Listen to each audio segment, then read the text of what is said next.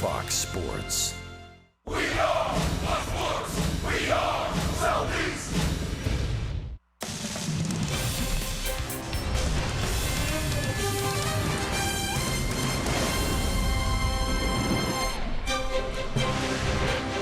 It's great to be back at SunTrust Park after 11 frozen days on the road. The Braves are back on their home field in an Eastern Division showdown with the suddenly red-hot Philadelphia Phillies. The Phillies have won 6 straight. The Braves will try to snap that streak here in Game 1 tonight. Hi again, friends, with Tom Glavine and Joe Simpson. Chip Carey, great to be back at the ballpark after a 4-4 road trip, fellas. The Braves are in very, very good shape. 8 wins, 6 losses. Great play up the middle all road trip long. We've talked about Ozzie Albies, but let's not forget, Joe, Dansby Swanson. He had a great trip too. Dansby's on a tear, and the thing I love about what he's been doing is using the whole field. He's driving the ball to right and right center. He's driving the ball to left and left center. He's hit a home run. He's had triples and doubles. He's doing everything you'd want him to do as an improvement over last season. But he's also picking it. He's playing a good shortstop, so nothing to complain about at all with Dansby Swanson. So tonight, let's talk about Julio Teheran, Tom, and hope that he can get back on track. Yeah, no question he needs to get back on track, and hopefully Dansby can continue doing what he's doing. But for Julio, yeah, no question, he needs to get back on track. Certainly needs to be better in this ballpark. So hopefully tonight he'll go out there, take advantage of some of that offense from the guys for a change, which he doesn't seem to ever get. But go out there, pitch a good ball game, and get this homestand off to a good start. As we like to say at SunTrust, confidence starts here. Dansby's got it. Hopefully Julio will have it as he tries to pick up a home win against his Eastern foes from Philadelphia. Aaron Nola provides the pitching opposition. We'll get to first pitch and more right after the break.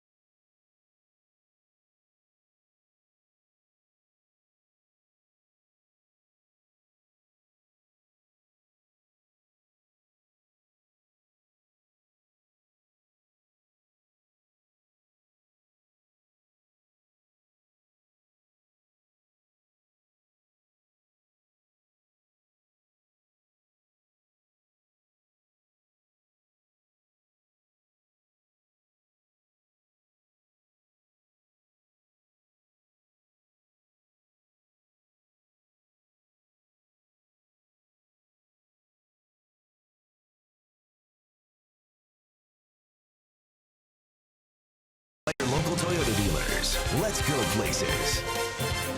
And by SunTrust. Confidence starts here. As we welcome you back to SunTrust Park, by recent standards, it's downright balmy here in Atlanta tonight. Our checkers weather conditions, 51 degrees, partly sunny. Fellas, good news, it'll be in the 80s before you know it. In fact, by the middle of the week, as we wrap up the series with Philadelphia here on Wednesday night.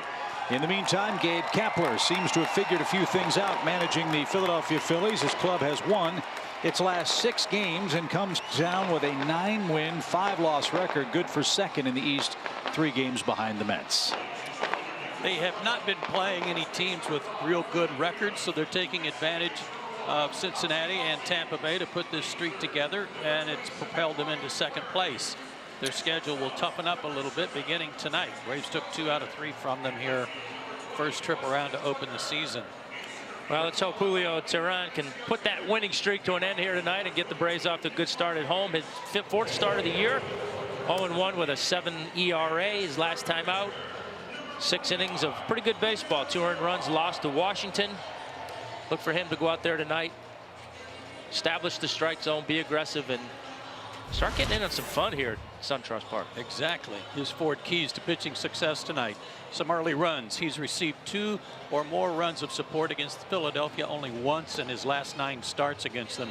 And pitch count. Try to get ahead a little bit because Julio is back to some of his old problems, and that's walks and homers. 10 walks allowed in 14 innings. 4 homers allowed in 14 innings. So get ahead, maybe see, and maybe check the Phillies to see if they'll be a little more aggressive swinging at pitches out of the zone. And the Phillies are not afraid to swing the bats. They've hit 16 home runs in their first 14 games, and despite a .230 batting average, they've won 9 games this year. Much of that damage coming with runners in scoring position. And with Gabe Kapler at the helm, it is a lineup in flux again. The Braves don't get to see Cesar Hernandez leading off. Instead, it's that young man, Scott Kingery, who got his first major league hit here in Atlanta in the opening series. Carlos Santana, Herrera, and Hoskins, a very fearsome top 4, with Altair, Crawford, Franco, Alfaro the catcher, and Aaron Nola, a terrific pitcher, batting 9th. Scott Kingery will lead off. He's playing second base for the Phillies tonight. He went 4 for 9 in the first 3 games head-to-head with the Braves.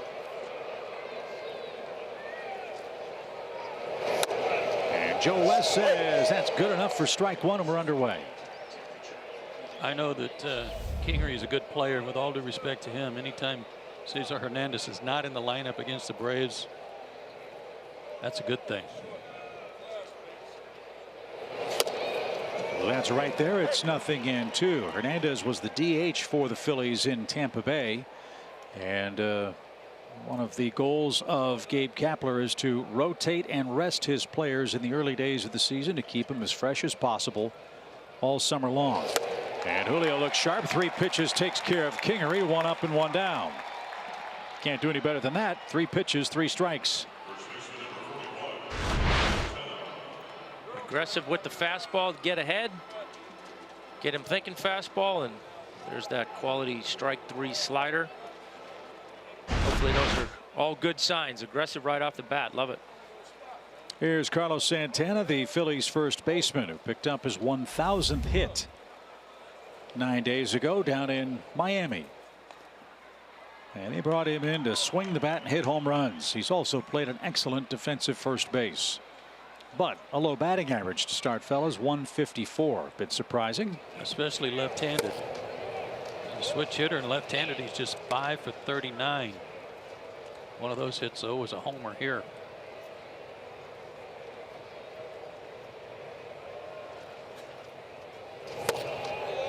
Down and away to Santana. 2 balls and a strike.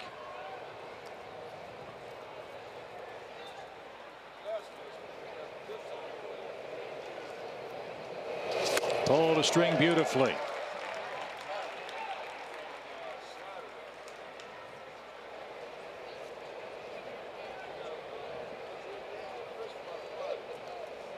Braves have a shift on for Santana.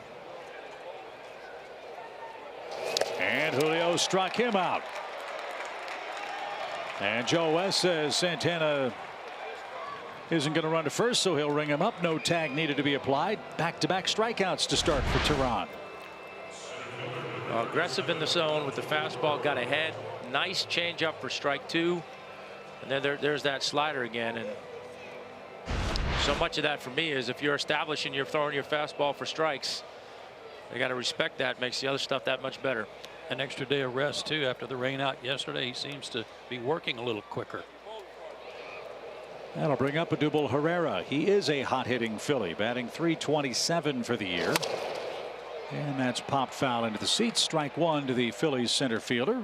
Plenty of eyebrows were raised the last time the Phillies came to town, when Herrera, arguably their best player the last couple of years, wasn't in the opening day lineup.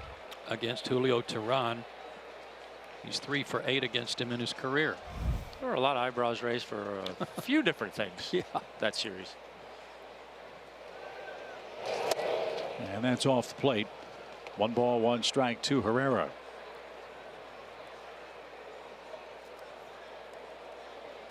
He's 5 for 27 against Teheran in his career. And against the Braves, this man has been an extra base hitting machine. Only men, I should say, in the National League in the last couple of years with more extra base hits against the Braves are Bryce Harper and Daniel Murphy. That's how good Odubel Herrera has been against Braves pitching. That held him in check, holding him to 1 for 9 in the first 2 games he played. 2 balls, 2 strikes.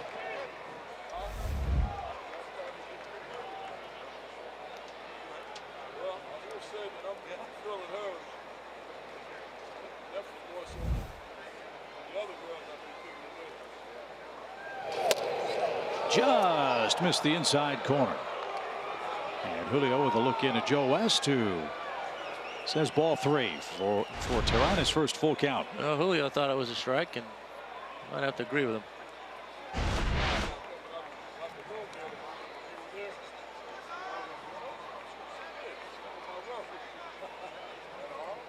Another payoff pitch, and foul back to the screen.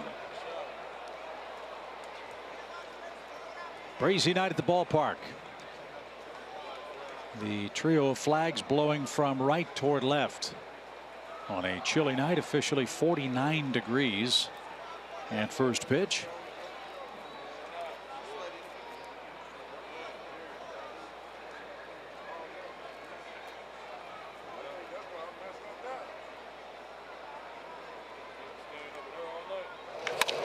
Fly ball hammered towards center. Ender on a flat out sprint. As far as he can go, he can't get it.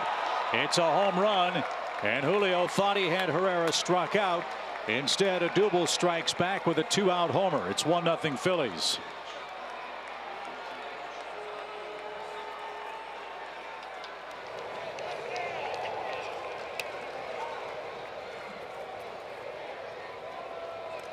Well, he might say, so what? He thought he had a pitch and didn't get it. But what you do is you force the pitcher to throw another out pitch a couple more times. And that time you try to go back to the slider and hung it. And he didn't miss it. No, it was a no-doubter. So Teheran allows his 5th homer. Herrera has hit his first. And the Phillies have given Aaron Nola a first inning lead. Maurice Hoskins playing left field tonight. No balls and a strike for Hoskins, who has been a terrific offensive machine for a Phillies club that again is hitting only .230 as a club. He had a good series here to start the season too. 5 for 10.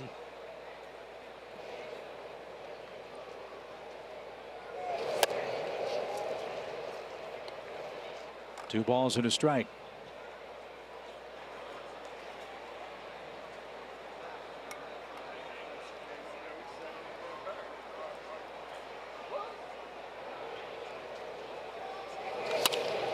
That's hooked into the seats. And it's now 2-2 for Hoskins.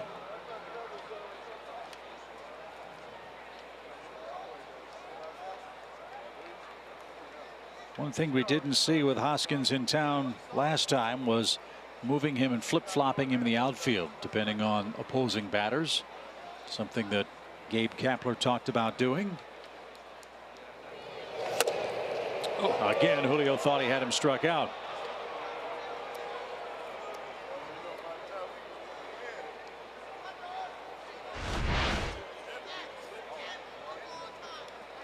Just missed. Good pitch. Good take by Hoskins. Yeah, always makes you wonder, is he seeing it that good, or was he looking for something else? And it's ball 4 outside. So you can see the frustration of Julio Teheran. In his mind, he had both Herrera and Hoskins struck out. Instead, the inning continues with Aaron Altair coming up.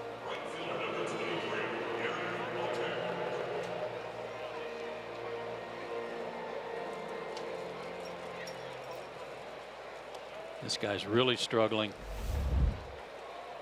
Oh, 83. Bingo. Thank you. That's 3 for 36, 14 strikeouts, and a squib shot that handcuffed Freeman. What a play. What a way to start your night, Freddie. Inning over. Phillies get a 2-out full count homer to straightaway center by Odubel Herrera, and a good defensive play by Freddie Freeman at first on a cue shot brings the Braves to the plate against Aaron Nola here at SunTrust Park.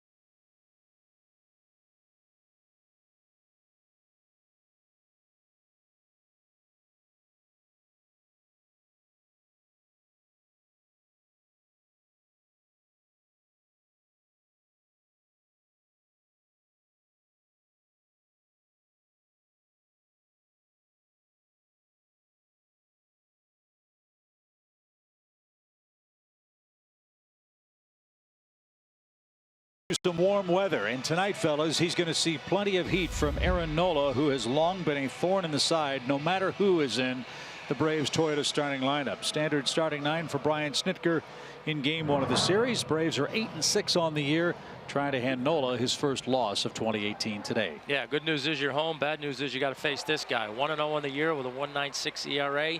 Pitched a gem his last time out against Cincinnati, and you see his numbers career against the Braves in 8 starts.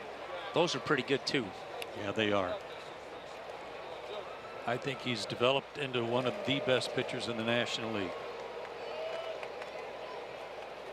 So Nola into his windup, and the first pitch is right there for a called strike. Ender hitting a .179, a 4 for 30 road trip.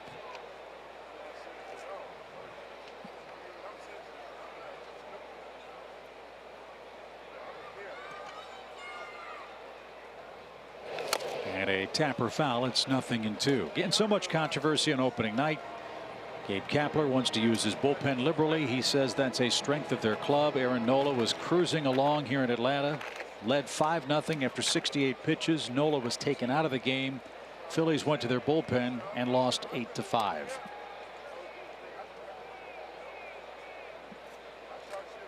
More on that after the 0-2 pitch, which is rifled into right field for a leadoff single.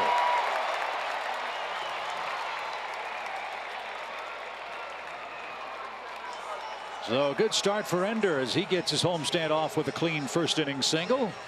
That brings up Ozzie Albies, who had a sensational road trip. Offensively and defensively, Ozzie is tonight's Georgia lottery hitting the jackpot. How about that OPS? Batting average, on base, slugging percentage combined. Oh yeah, a few homers too. He had 4 of them.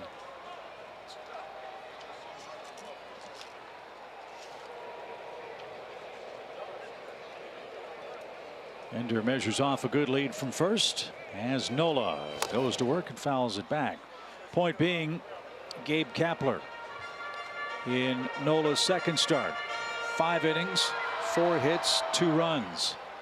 Last start against the Reds, 8 innings, 3 hits, 1 run. He's really good. 91-94 fastball. A real good curveball, high spin on it. That is a spike curveball, finger up on it. But as we talked about opening day, Tom, his arm slot on it is relatively low for a curveballer. Yeah, it is. But he gets good spin on it. Certainly hitters don't pick it up very well based on most of the reactions you see to it. The Phillies selected Nola in the first round as the 7th pick in 2014 out of LSU. He was the 2014 National Pitcher of the Year that year. And a good cut by Albies, fouled straight back. It's 0-2. And if you want to know how the Phillies are winning and how they've won 6 games in a row, we've talked about how their offense has been kind of middling. What has been outstanding for them is, Tommy and Joe, their starting rotation. It's been terrific. The last 11 games. And they've got a big addition in rotation since we saw the Phillies last. That, of course, Jake Arrieta. 1 ball, 2 strikes. Yeah, it was just a matter of him getting in shape and be ready to start this season. Nick Pivetta is also pitching well. We'll see him tomorrow.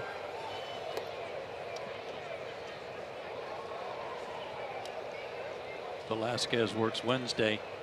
I didn't think he pitched particularly well here, but he escaped with a no decision. He's 2-0. Ender leads at first. The 1-2 count from Nola. Runner goes. Pitch is a ball. The throw by Alfaro is not in time. Ender has his 5th stolen base. Something the Braves did a lot of this spring. And Ender pilfers a pillow here in the opening inning, and Albies has a chance to hit with a runner in scoring position. Good jump. Big lead, good jump. Needed one because Alfaro throws very well, but it looked like Jorge really kind of wound up to cut this one loose, and that gave Ender just enough time to get in there. Very accurate throw.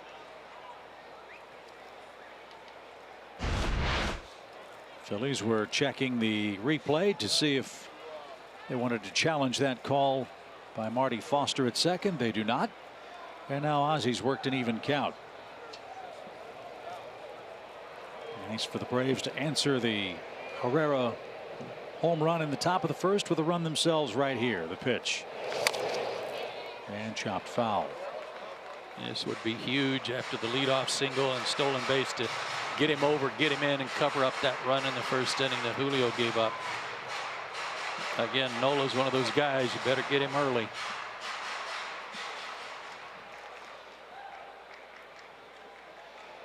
That's how the Braves have won 8 games. They have gotten a lot of scoring chances, and they've cashed a good number of them in.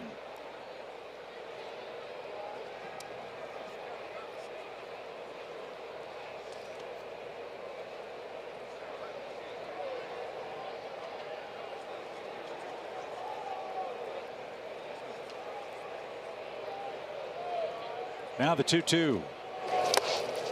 He's gone to that pitch a couple of times in this sequence and has missed badly with it.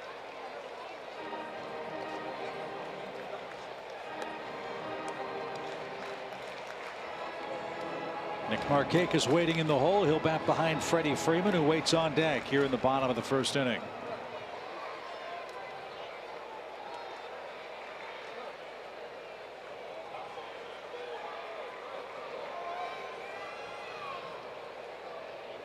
Again, the 3-2. It's right back up the middle, and a bouncing ball to the shortstop. High throw, pulls Santana off the bag. What did that hit? Oh, it is footer. It hit the mound. A fortunate bounce for Albies. And on the ricochet, he outruns the throw to first, and the Braves have runners at the corners now, nobody out. Couldn't tell if he got his foot out of the way and it hit the pitching rubber. No, it hit him. Hit him, yeah. So an infield hit for Albies brings up Freddie Freeman.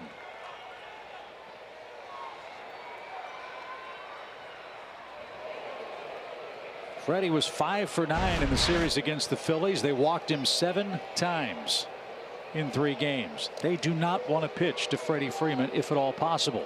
They have to here.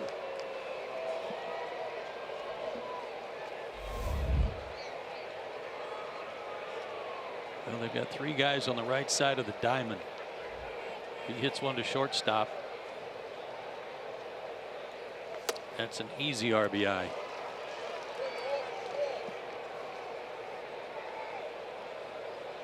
There are your Braves runners. Michael Franco, the lone man at the third base line for the Phillies. And now the 1-0 count. Took a shot that way and it's off the screen. Sure did. And I really think that if there weren't a runner at third base, that Franco would be over there playing shortstop somewhere in between second and third.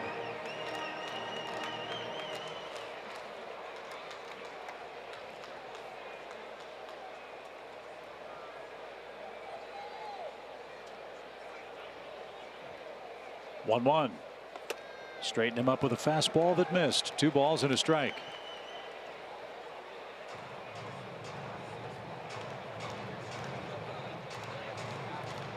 Freeman has struck out 10 times. He's walked 17 times. Here in the first 14 games.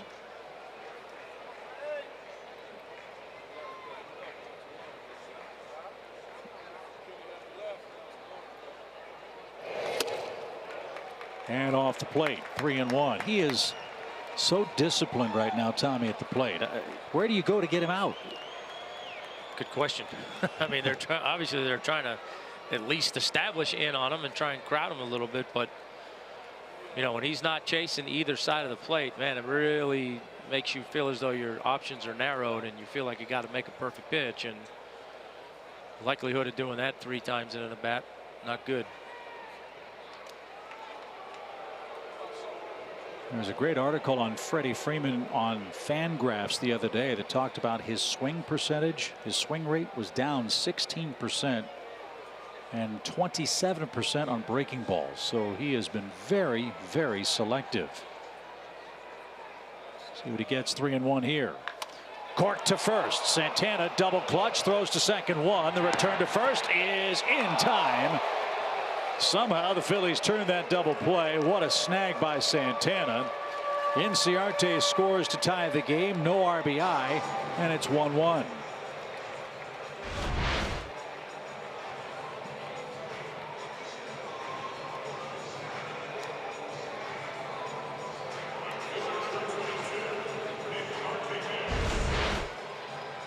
So Atlanta gets the tie.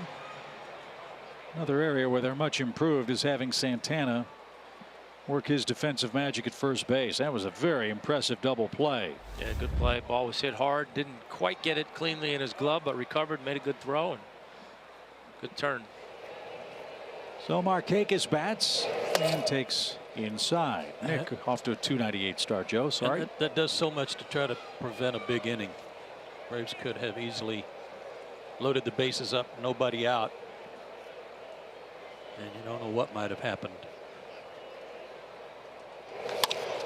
Fly ball towards center. Adubel Herrera drifts back a step or 2 and he makes the play. A leadoff hit on an 0-2 pitch. Ender comes home on a double play to tie it up after 1.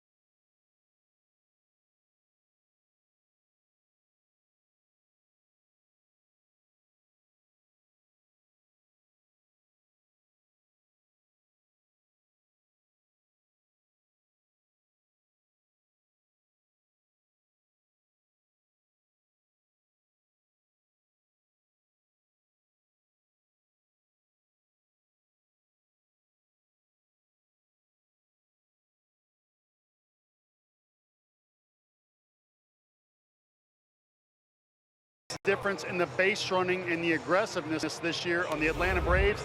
It's because of this guy right here, EY. Yeah, used to pitch against him. He talks about, number one, you got to get out of the box. You got to hustle.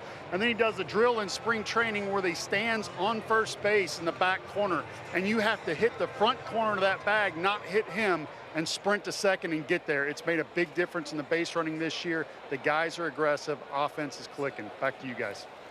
I love it when they go back to basics. You know, no matter how long you've been playing in the big leagues, it never hurts to touch up again on some of the basic fundamentals of base running. It's wonderful. This is J.P. Crawford, the young Philly shortstop, leading off. Crawford at 167 on the year, and he was 1 for 9 in the series against the Braves at SunTrust Park to start the year. The pitch to him sinks downstairs for an even count. And we talked about that coming out of spring training, Joe, how for this Braves team, it's those little things that will mean so much in the early days of 2018, and by and large they've paid off. They are doing the little things. They're running the bases not with reckless abandon. They're doing things in a smart way, but they are still aggressive. 1-2 for Crawford, and Julio missed upstairs. Going first to third, not striking out a lot, putting the ball in play consistently, getting excellent starting pitching, overcoming horrible weather, which was a big story on the last road trip. And now the 2-2 is nubbed to the left side. Flaherty cuts it off, 360 spin, and no chance to get J.P. Crawford. He hit that in a perfect spot and legs out an infield hit.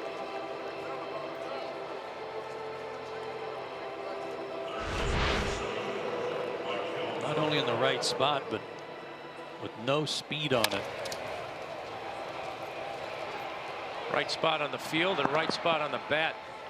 Couldn't get anything on it off the handle, but nothing Flaherty could do about it. Nope.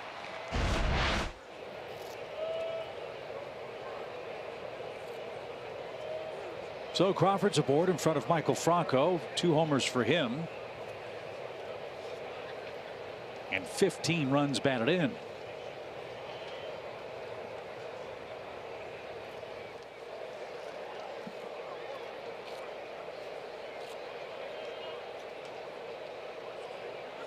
Last year Franco hit .230 and hit 24 homers, 76 RBIs.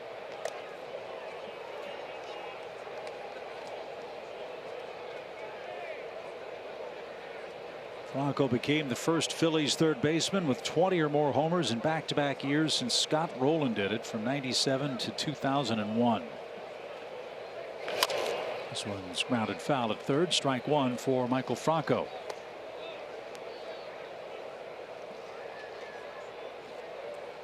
Scott Rowland was a terrific player.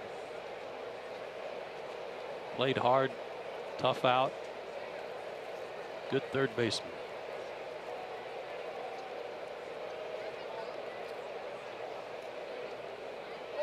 Franco's just 25 years old, and he's played 2.5 seasons in the major leagues already. 65 career homers. No balls and a strike. There's a pretty pitch, and it's 0-2. Well, that was the knock on him last year when he got off such a bad start and had such a bad year until the last month, and that's all he wanted to do was hit homers. 0 adjustments. Swing and a miss. Julio has his 3rd strikeout. Something else to keep an eye on tonight. This is a Phillies team that's rightfully bragging about their 2-strike work so far in 2018. Another good slider. Yeah, Philly's been unbelievable with 2 strikes.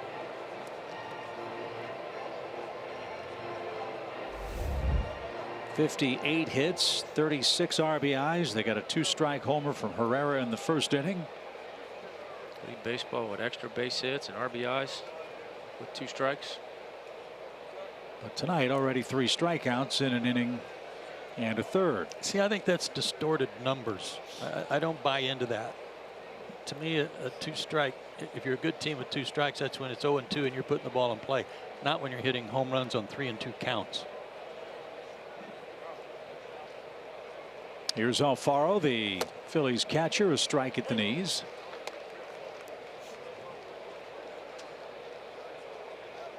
He's hit a homer. He's knocked in 3. He too a Philly that wants to swing the bat. 16 strikeouts for Alfaro in the early days.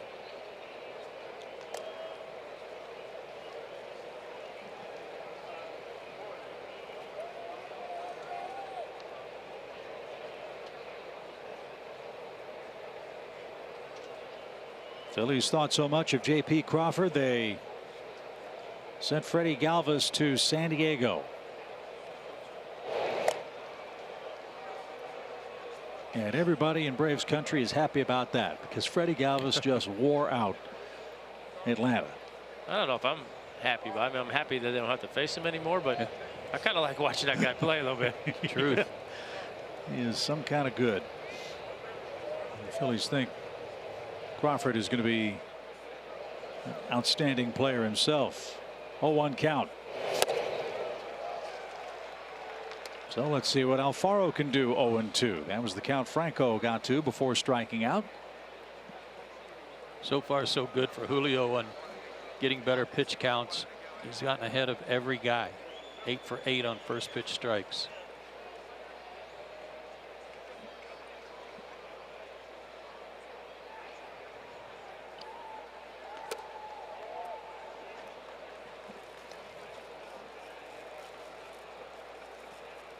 Phillies dramatically remade their organization when they traded Cole Hamels to the Texas Rangers. Jorge Alfaro was one of the players that came back, along with Matt Harrison, Alec Asher, Jared Eichhoff, Jake Thompson, and Nick Williams.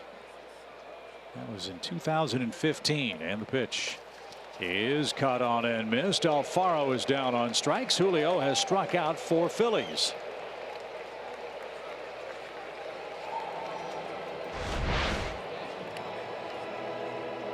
Got a good slider tonight. Yeah, real good. Putting it in a good spot with 2 strikes, but like I say, that ability to locate that fastball, be aggressive with it, be ahead in the count. Guys are much more likely to chase that pitch. Now he's got Aaron Nola, the Phillies pitcher, who's 0 for 6 with 5 strikeouts.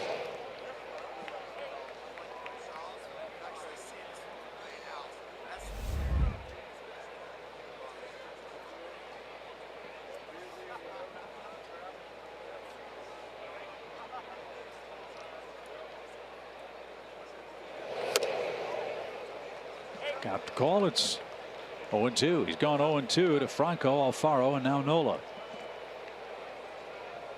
That's a good recipe.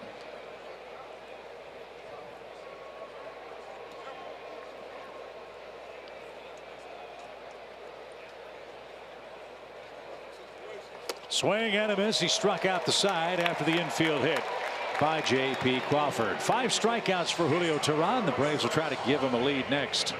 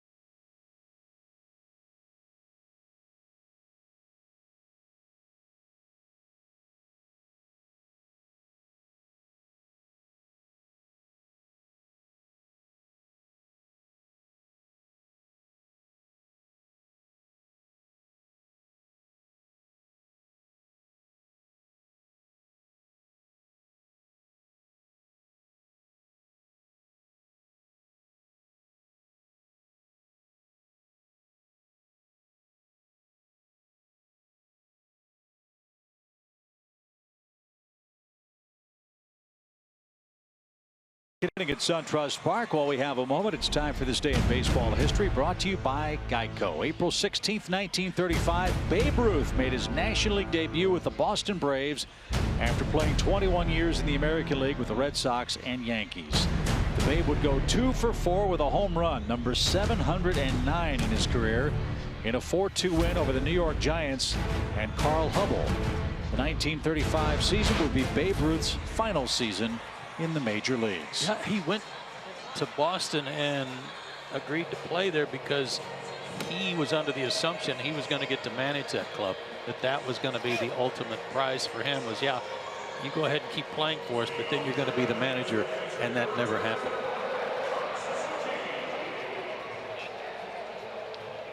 So Babe Ruth had 5 more home runs left in his arsenal after number 709 was hit on this date in 1935 with the Boston Braves.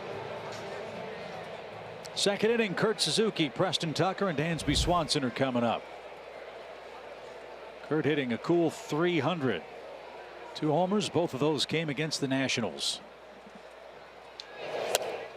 And that is taken downstairs from Nola. 1 ball, no strikes.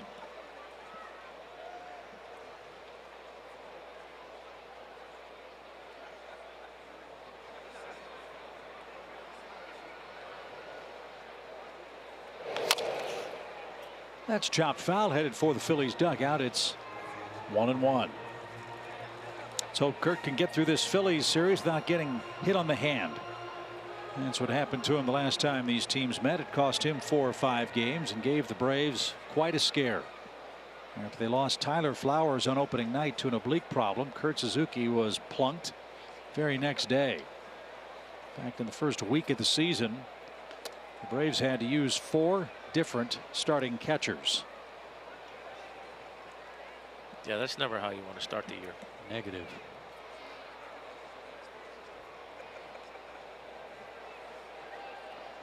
Snit's an old catcher. He might have had to suit up. Downstairs. Well, another old catcher is getting close to returning. With all due respect to Tyler Flowers, he started some fielding drills, and he may start swinging a bat in the next day or two. And during his pregame scrum with the media, Brian Snitker said it is not out of the realm of possibility that Tyler could be back as soon as the next Braves road trip, which begins next Monday. 3-1. Suzuki, ground ball toward third. Franco behind the bag, loads up and throws a strike for out number 1.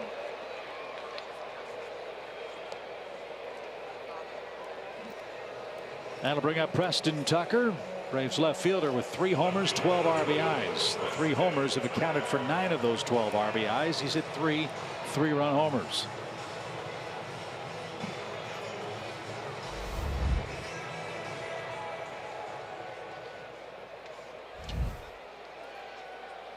One of those homers came in Chicago at Wrigley Field.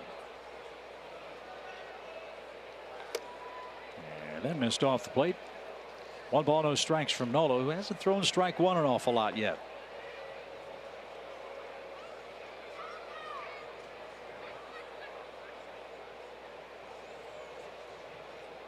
Interesting note on Preston Tucker's homer hitting heroics. Only 2 players in Braves franchise history, as far as Atlanta is concerned, have had 3 3-run homers by the end of April. Andres Galarraga and Andrew Jones did it. And Preston Tucker, who made this team in spring training with great numbers, and the Braves with a need with Matt Kemp dealt to the Los Angeles Dodgers, he filled that need in a big way. It's been tough to get out of the lineup as a result. The pitch is outside. Good eye. 3-1. Well, he can't hit a 3-run homer here, but he's going to be looking for a pitch that he can hit for a homer.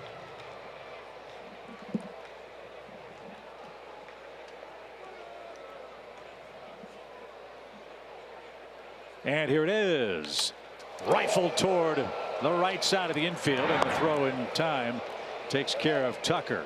Crawford was the man in the shift, the Phillies shortstop, and that ball was smoked, but right at the shifting Phillies infielder, J.P. Crawford. 2 outs. Hard hit, but didn't have the proper launch angle on that. Yeah. We got to work on it.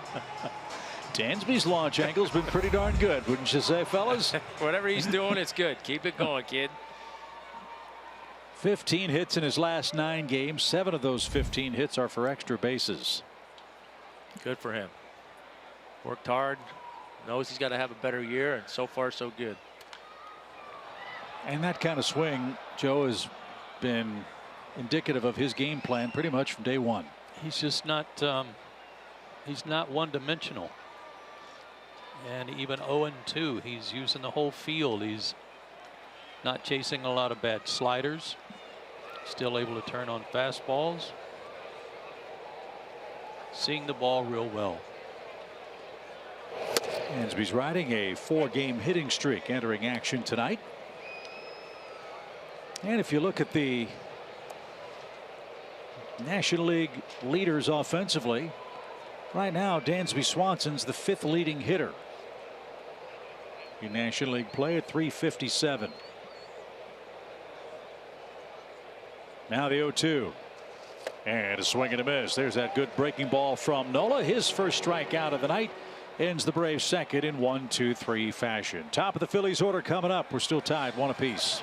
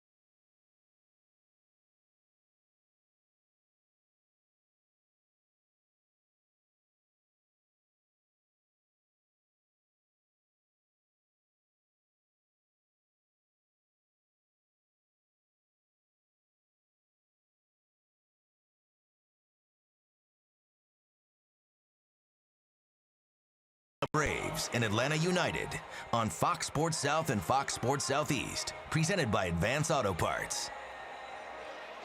Great to be back in Atlanta on a chilly night. Paul Bird doing his usual great work for us down by the Braves dugout. Joe Simpson, Tom Glavine, Chip Carey with you. Game 1 of our series with the Phillies. Tommy, what the heck have you been up to since we saw you last fall? The usual, you know, just being the world's greatest husband. You know, carpool dad. I saw all those things. That was in the AJC. I read that. It was, right? Yeah. Not many people saw it, but it was there. Scott Kingery.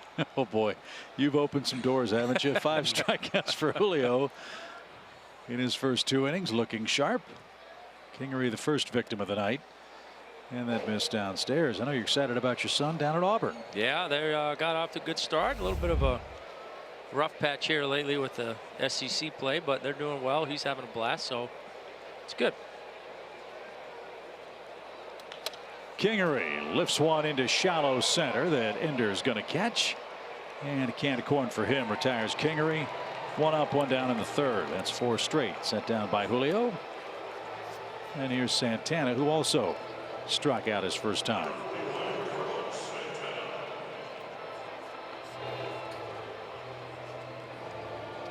As Joe mentioned, Santana hit his first of 2 homers in this park.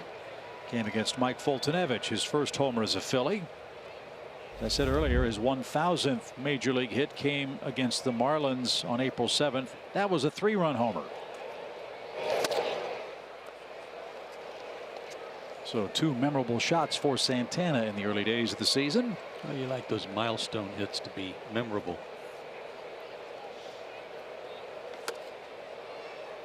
Kurt trying to frame it for Joe West, who says no dice, 2 balls, no strikes.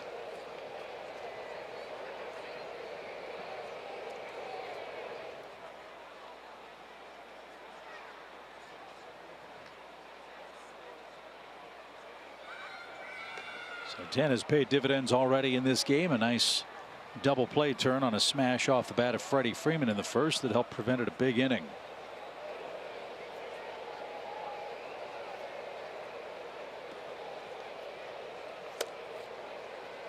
Got that one called. 3-1 the count.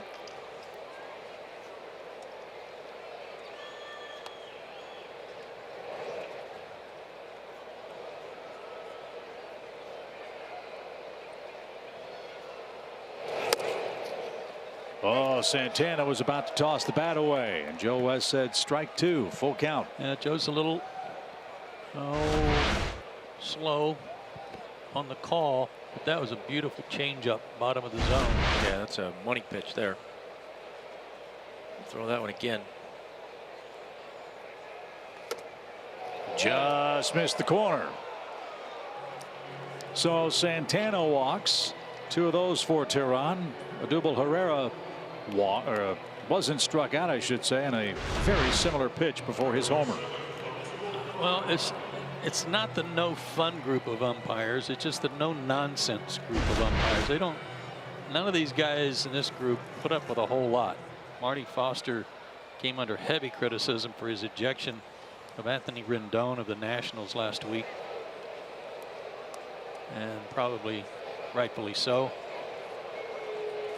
These guys don't put up with a lot. Odubel Herrera takes outside, ball 1. Well, I'll tell you what, though, for being all around the strike zone all night, Julio has not translated into getting the benefit of the doubt on any close calls so far. No. Herrera, the 8th place hitter in the top 10 in the National League. Rips one into right field for a hit. So Santana will cut the bag at second. He's on his way to third. Herrera chugging towards second, stands in and should have slid. He's out. Why would I never understand that? I mean, never.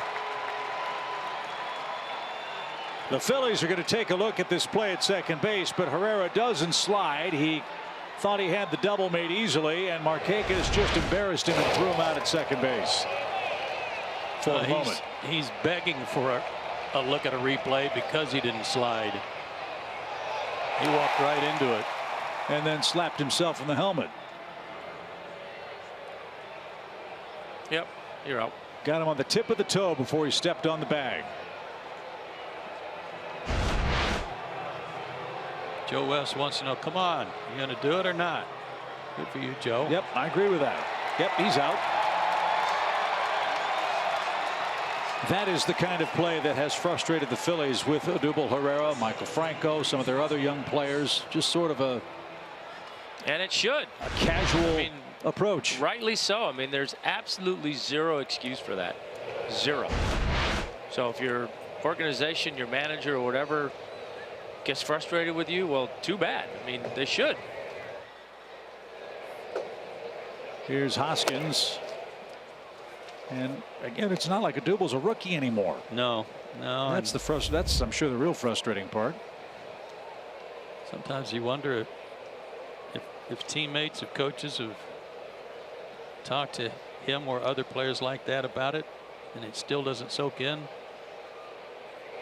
Well, maybe that's why, or a small reason why, he didn't start opening day. Perhaps there was another message that was being delivered that we're not aware of. Well, if there is, then, if that's part of the reason, then that's on you. And I'm sure other guys are telling him, hey, dude, come on, you can't be doing that, but you shouldn't have to be told. 1 ball, 1 strike. And you have a struggling Aaron Altair waiting on deck. Hoskins, big time power and RBI threat with a runner at third base and 2 outs. And it not only does it look bad, but it ruined what was otherwise a great play. I mean, he ran hard out of the box. That was not a routine double. No, it wasn't. You know? And sliding into second makes it look even better. Oh! He might have just paid the price. Either hit it or J.P. Crawford. Somebody wore that foul ball, and it might have been Crawford who went hopping down the dugout steps. I got somebody. I was just going to say that, Tom, that you don't get a double on a routine hit between first and second straight at the right fielder without hustle. And yet he was about to do that if he goes sliding into second base. Yeah, the slide, when all is said and done, should have been the easy part. Yep. The 2-2. Good stop, Suzuki. And a good eye by Rhys Hoskins. I think that ball did get a piece of J.P. Crawford, but he's all right. Hope so.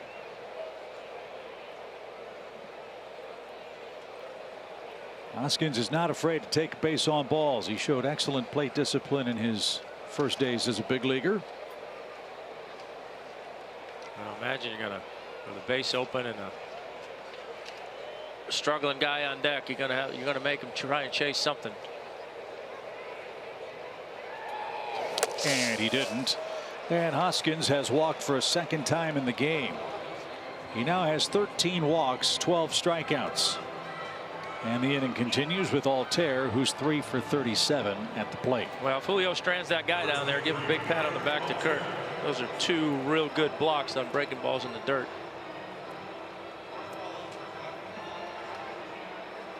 The other part of that play at second base was that Markakis put that throw right on the bag, too. Very accurate. So first and third for Altair with 2 outs. Pop fly foul. Strike 1. He went after the first pitch his first time up when he hit that real funny spinner to first base. So it doesn't look like he's being too patient up there either. Well, you're probably a struggling guy. I imagine you probably don't want to get behind in the count or get to 2 strikes. And Julio's been around the zone a lot early, so probably figured maybe we're going to see something good here. Beautiful breaking ball, froze him. It's 0-2. Phillies just hoping Aaron Altair can stay healthy and put together a solid season. 2 years ago, he tore a tendon in his left wrist. Last year, spent some time on the DL that cost him about 55 games. And he just struck out. Julio Teheran pitches out of a 3rd inning miss. Odubel Herrera's base running blunder really helped. Julio has struck out 6. Odubel Herrera frustrated in a 1-1 game.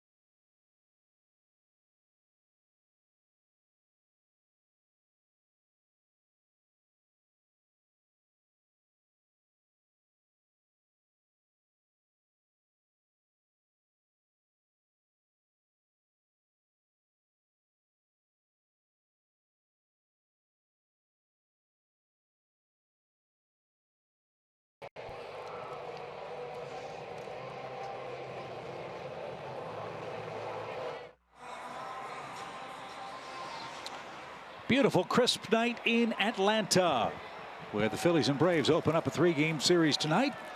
1-1 is our score as Atlanta comes up in the home third. Ryan Flaherty, Julio Teheran, and Ender Inciarte will get things started. Here's something that's probably not said too often. Ryan Flaherty is the 8th place hitter on the Braves lineup card, right? Ryan Flaherty is also the league's leading hitter, entering action tonight at .366. I would agree with that. Thought you were going to say world's greatest husband thing. Yeah, well, that's very often. Title's already claimed. It's already taken. Fly ball shallow left. Hoskins is going to come on, and he's going to make the play for out number 1. And here comes Julio.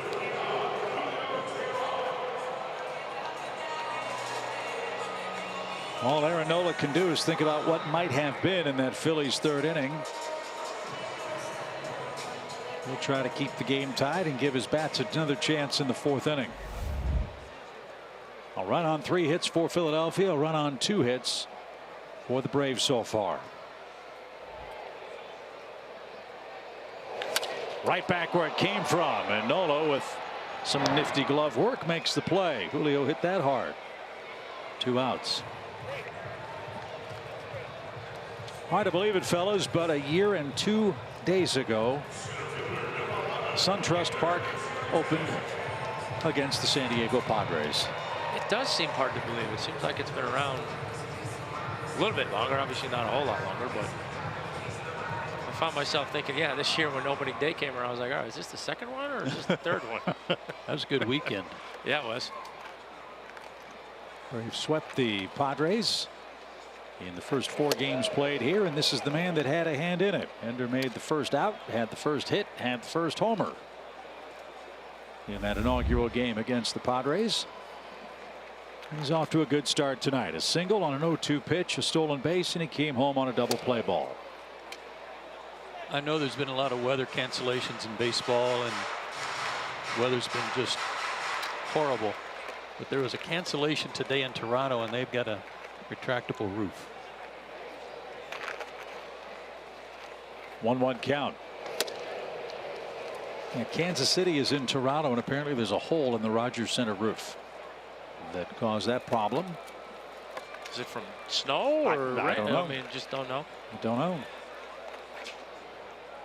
2 balls and a strike.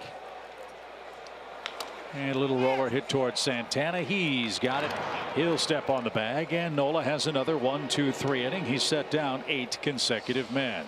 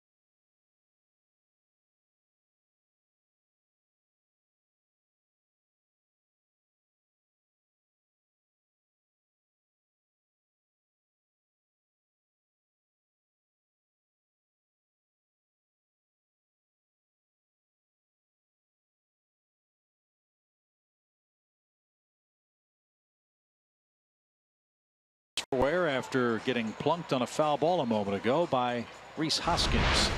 It's lucky it was no worse than this. He jumped, hit him in the foot or the ankle. Yeah, he's lucky he didn't land and break his ankle. Catching the stairs wrong, or all kinds of things could have gone wrong. Found out about the hole at the Rogers Center. It's created by ice falling off the CN tower. Oh, wow. So how do they fix that, I wonder? Oh, they've got roofers. Oh. Yeah, send a guy up there. I wouldn't want to be that guy. No. Apparently Kansas City had a nice issue with their bus too, right? You were telling us about. Yeah, apparently their bus caravan heading to Toronto, as Crawford didn't get a changeup and cut on and missed it. A big chunk of ice came off the back of the bus. The first bus hit the windshield of the second bus, and shards of that ice apparently cut the bus driver, who was injured, and the bus was apparently careening, and Blaine Boyer, former Braves reliever, had to aid the bus driver in getting the bus slowed down and back under complete control on the icy roads up in Toronto. 1-1 pitch. And you're right about the cancellations. Cardinals and Cubs were snowed out in Chicago today. Boston and Baltimore were postponed today. They also ran the Boston Marathon in that horrible weather. Had to be fun. Line drive toward left, and that's going to get down in front of Preston Tucker. A leadoff hit for J.P. Crawford, who's 2 for 2. Did you ever run in that, Tom? I was serious. Thank you. I appreciate it. No, I didn't like running poles when I was a pitcher, let alone a marathon. Michael Franco, the hitter, with a runner at first and nobody out. Yeah, I can't remember a spring where the weather has been this consistently cold and bad in just about every spot. Well, it's just so unpredictable everywhere. I mean, even here, I mean, it was almost 80 degrees last week, and now it's, you know, in the 40s today. That's popped up left side over near the on deck circle, and no play. Like those other places where it's typically cold, you kind of had a hint of spring, but it's, you know, old man Winter said, no, I'm not going away just yet. At least in some of those others, most of those other places, those teams are going back, so the doubleheader is not a big deal. But for the Braves, what a pain in the neck to have to make up going back to Chicago to make up a game. Well, better 1 than 2. Yes, for sure. But still, a lot of folks were grumbling about the game Saturday, as Franco digs in and didn't get it. I mean, Joe Madden, his Cubs came back and scored the last 12 runs of the game. They won the game, and he said probably shouldn't have played at Wrigley Field. Well, it's a hard game to play to begin with. When you can't feel your hands or your fingers or your feet, or, I mean, Ozzie Albies said he couldn't close his glove. I mean, it's Franco chased and is down on strikes. 7 strikeouts for Julio Teheran tonight. He's through 3 in a third innings. it's amazing that Newcomb pitched as well as he did in that. I mean, it's like being out there throwing a snowball when your fingers are frozen. Kurt Suzuki said I had to look down to make sure I knew how many fingers I was putting down for signs, because I wasn't sure. Because he couldn't feel them? Couldn't feel them. Whether or not they were going down? Well, again, here in Atlanta, cold night tonight. Supposed to be in the 70s tomorrow, 80s by Wednesday. And won't that be glorious as we finish up our series with the Phillies? So I saw a picture somewhere on the computer. Snowy street, you know, snow-covered street and cars, and somebody had a caption that said, "April, go home, you're drunk."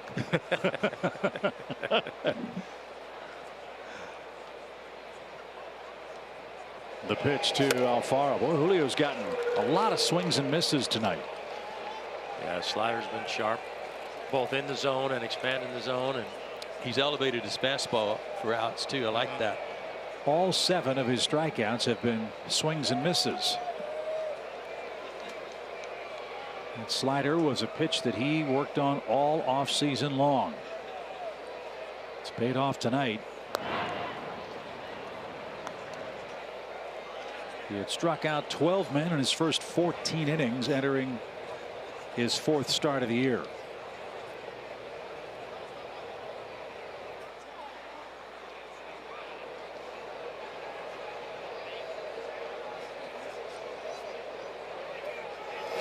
Another chase, another swing and a miss. Phillies are not seeing Julio well tonight.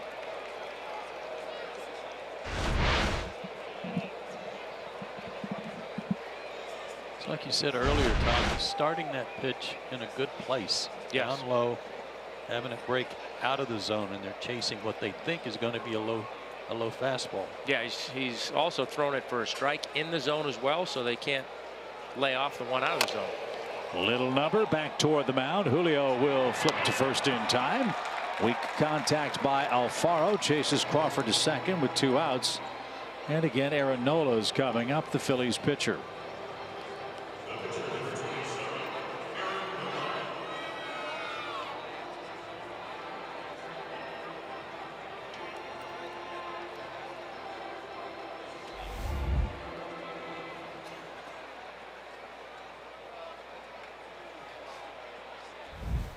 Julio's career high in strikeouts is 12, in case you wonder. That came against the Tigers a couple of years ago. He got Nola to swing and miss to end the 2nd tonight.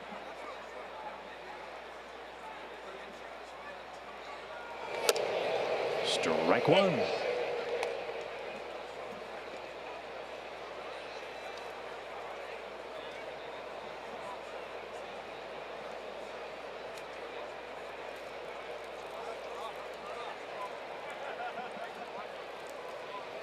Julio has thrown strike 1 to 14 of the first 18 hitters tonight. That's a good recipe. And he's followed strike 1 with strike 2, almost to an exact ratio on the next pitch. See if he can finish off Nola here and get the Braves up in a 1-1 game. Here it comes. He's going to do just that. Julio has struck out 8. He's held the Phillies to a run on 4 hits, and he'll have Albies, Freeman, and Markakis coming up.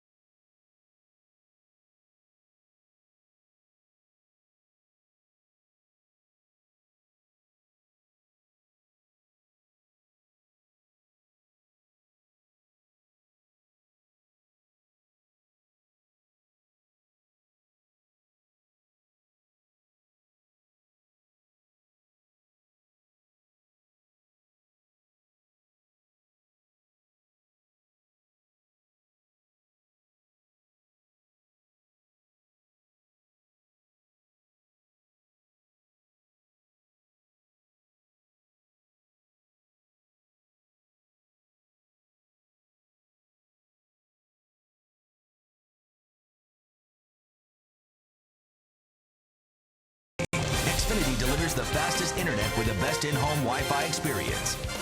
And by Delta Airlines. With Joe Simpson and the world's greatest husband, Tom Glavine, Chip Carey with you from SunTrust Park. Julio Teheran is pitching great. 8 strikeouts in his first 4 innings against the Phillies tonight. Gone out there, is aggressive, established his fastball, but been really good at expanding the zone with his slider in particular. Expanding the zone with a couple of high fastballs as well, but been impressive. He's gone out there and done tonight what he needs to do and pitched the way he needs to pitch. And these are Zaxby's indescribably good play. Off to a great start. It's hard to believe he's walked 3 guys. Yeah, I know. I had to look at my scorebook. Well, he pitched around Hoskins a couple of times to get to Altair, which paid off because Altair is really struggling. Now let's see if Atlanta can find a way to get something mounted against Aaron Nola here. Right guys at the right time. Albies, Freeman, and Markakis are coming up. Nola's pitched a gem as well. He's set down the last 8 Braves in order. And that's fouled away at the plate. Strike 1.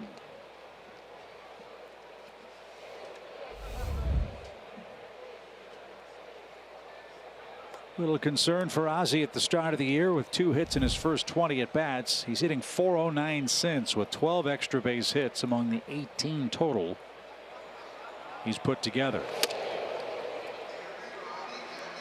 14 extras and 8 doubles lead the majors. His .703 slugging percentage, 3rd best in the National League.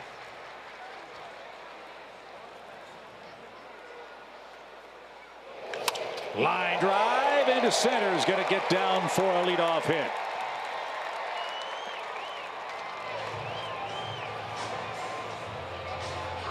One of the things I love about his swing, especially left-handed, Tom, is his use of his hands. Watch out once he gets his foot down. It's pretty much just all hands getting the barrel of the bat through there. There's a lot of leg kick and everything, but once that foot plants, then it becomes hands. And man, is that a nice, pretty swing. That was a pretty swing. Freddie Freeman got a 3-1 count in the first inning and hit a bullet to first that Carlos Santana turned into a double play. That twin killing did score Ender Inciarte, however, to tie the game at 1 apiece.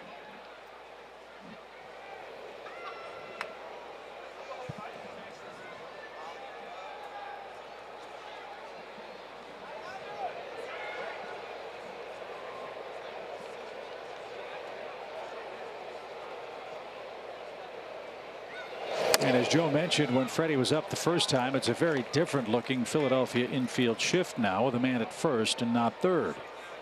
3 defenders on the right side of the diamond. Michael Franco playing up the middle where a shortstop normally would. They're giving Freeman the whole left side of the infield if he wants to shoot one the other way here. Kind of hard to go the other way with that breaking ball down and in, though. He throws that breaking ball a lot.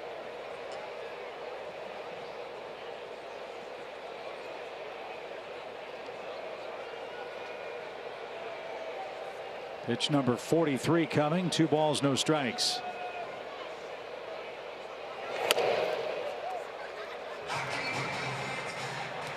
Freddie's work against Aaron Nola is our AARP Take On Today feature. That's really good against this guy.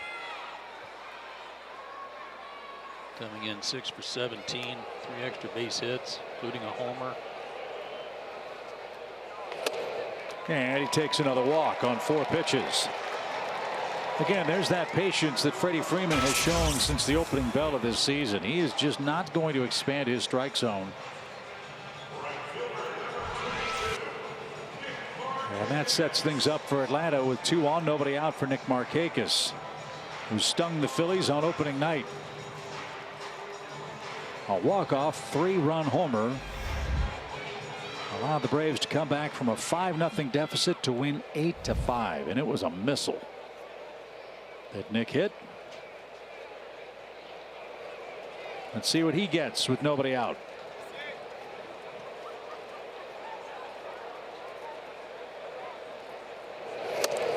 And a strike. You got to be careful if you're Ozzie, if you bluff like you might go to third, because Freddie's such a good base runner. He's facing second base with the guy in front of him. He's watching Ozzie, and if Ozzie goes, then he's going to go. He's not going to get left behind. Ozzie bluffed that time, and Freddie almost took off. Freeman's got a huge lead, and he's got kind of that sprinter stance at first base, almost mimicking what Ozzie does at second. He's looking right at him, and whenever Ozzie moves forward, Freddie kind of moves forward in tandem. Yeah, he's not really watching Nola. He's got Nola in the corner of his eye, and he's got Santana out the corner of the other eye, and listening to Eric Young, but he's watching Albies.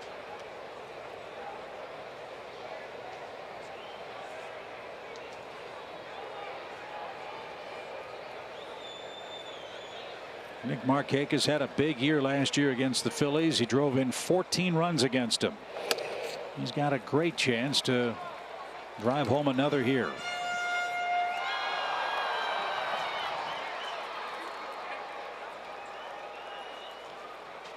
Five of Nick's 9 RBIs this season have come against the Phillies. Single and a walk sets up the inning. Still tied 1-1, and over the head of Ron Washington makes it 1-2. One of the things that you try to guard against is falling behind this guy coming into play tonight. If you run an 0-2 count, put the ball in play, you were 0 for 9, struck out 5 times. Obviously didn't put the ball in play on those 5. 1-2 count, 1 for 16, 7 strikeouts. He's really good at putting people away when he gets ahead. Nola has 1 strikeout tonight. And a bouncing ball hit up the middle. Kingery with a backhand flips to second one. That's all the Phillies will get. Pretty slick play by Scott Kingery to use the glove to serve it to J.P. Crawford. And Markakis chases Albies to third base. Will trade places with Freddie Freeman. They're at the corners for Suzuki and 1 out.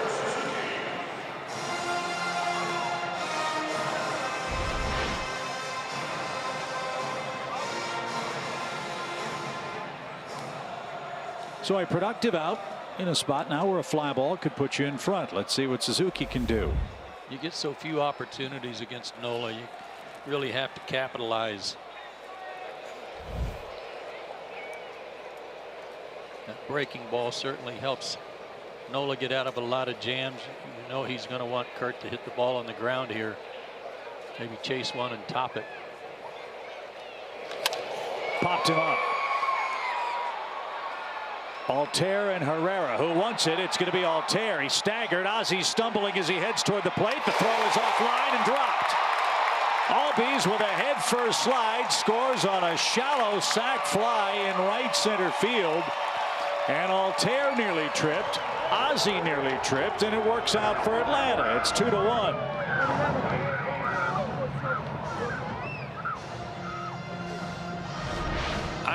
I think that Altair has the better arm, but he was shocked that Herrera, the center fielder, wasn't taking charge there to take that.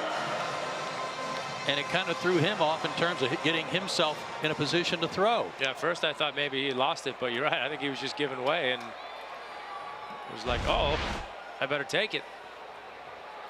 So the Braves do take advantage of Aaron Nola here in the 4th inning. They've got the lead.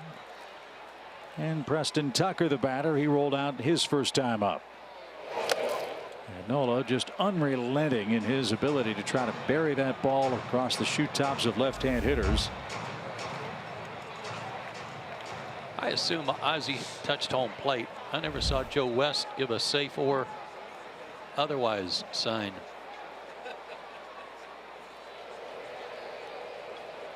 One ball, no strikes.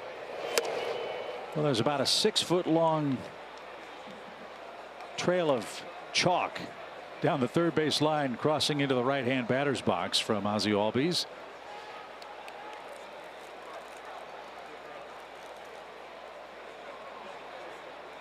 Whose leadoff hit turns into the go-ahead run. 2 balls, no strikes. Smoke down the right field line. Did he keep it fair? Wow. That was loud. I was hoping he hit it hard enough that it wasn't going to be able to go foul, but just missed.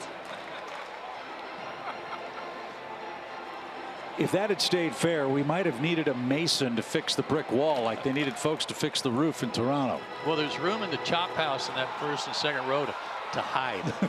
And they were going to need to.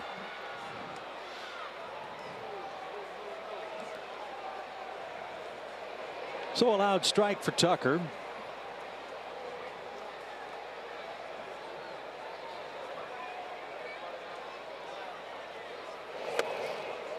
Good eye. Laid off the changeup. He hit a rocket. You may want to try to throw your timing off. Could be he was looking for that and laid off. 53 pitches for Nola tonight. He scattered 3 hits and trails by a run. And this man's 5-1 lifetime against the Braves with a sub-2 ERA. Good breaking ball that time, fills up the count.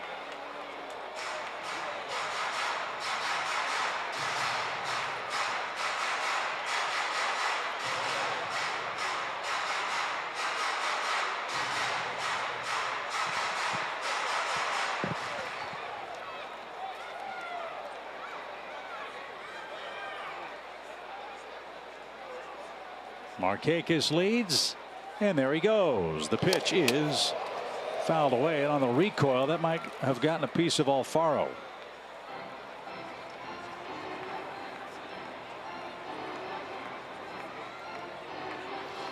You heard the clack.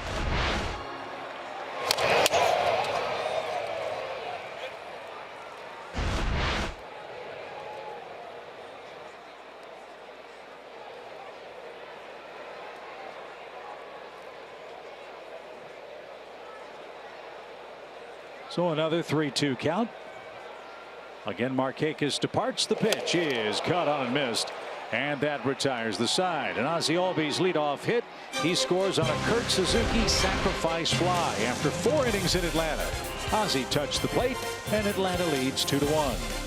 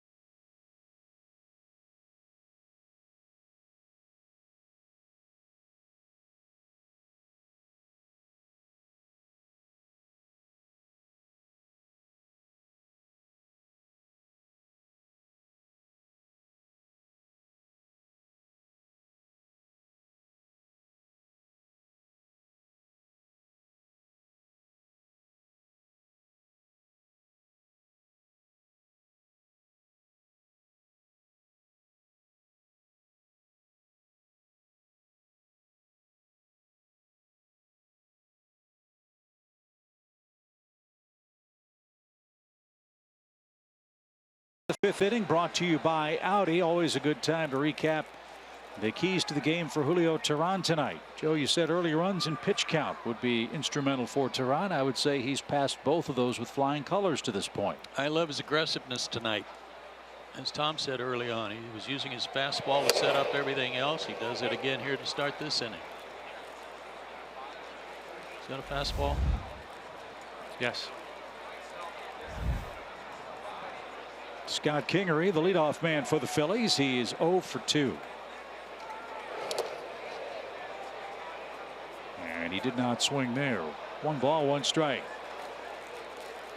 April 9, 10, and 11 will always be special days for Scott Kingery. His first career hit, homer, slam, and walk-off RBI happened over 3 consecutive days in the big leagues. Swing and a miss. 1 ball, 2 strikes. You might remember Kingery was arguably the best young player in the Phillies camp, and the Phillies signed him to a long-term contract before opening day, guaranteeing him a spot on their roster. And he has played just about every place you can play. Defensively, Tonight he's playing second base, and he smacks one toward Flaherty at third. Ryan with a good throw takes care of Kingery, who's 0 for 3, 1 out. Yeah, he's going to be a pain in the neck to Braves fans for a while.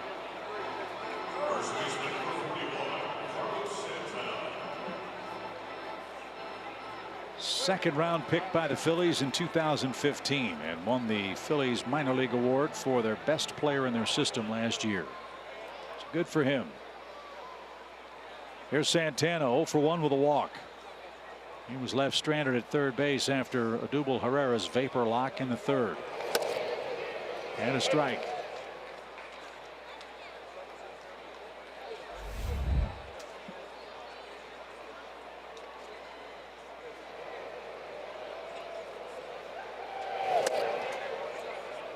How many home runs is this guy going to hit in Philadelphia when the weather warms up? Quite a few, I'm guessing. He's going to like it there. Not this time. He was off stride and pops it up. Ender is under. He's got it. 2 outs. Cannot tell you how impressed I am with Julio's ability to change speeds with pinpoint control. What contact the Phillies are getting is very soft contact. And when they're swinging, by and large, they are missing a lot. He threw a breaking ball. You see that low at 66. He threw a breaking ball a minute ago at 67 miles an hour that was a check swing by Kingery. Well, Tommy, is this a spot where Odubel Herrera's going to try to atone, and is that a valuable weapon for you as a pitcher? Well, you know, I would venture to say with him, yeah, probably. He's probably going to try and do something. And yeah, I mean, if you get a guy that's up there you think is being ultra aggressive, then I think it just opens him up that much more to your off speed stuff and to expand the zone, trying to chase that, trying to do something with, you know, with a pitch that he shouldn't be trying to do it with. We saw him do this last year once, where with his bizarre stance, it works for him, and that leg kick, he got too much off balance and put his foot down too early. He did it that last pitch again.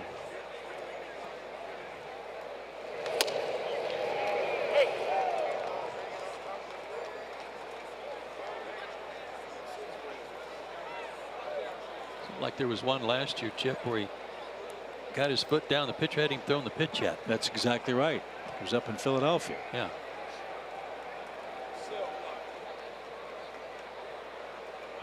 Two 1 pitch. Just missed. Again, Julio. Same pitch as the one before it. Didn't get the call.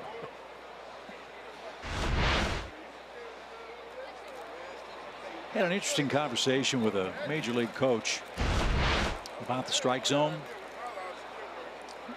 First, the 3-1 pitch, which has popped up. I'll have to continue that thought in a moment. Ender is there, and Julio retires the side in order in the 5th inning. 3 up, 3 down. He protects the lead, and he's coming up third next.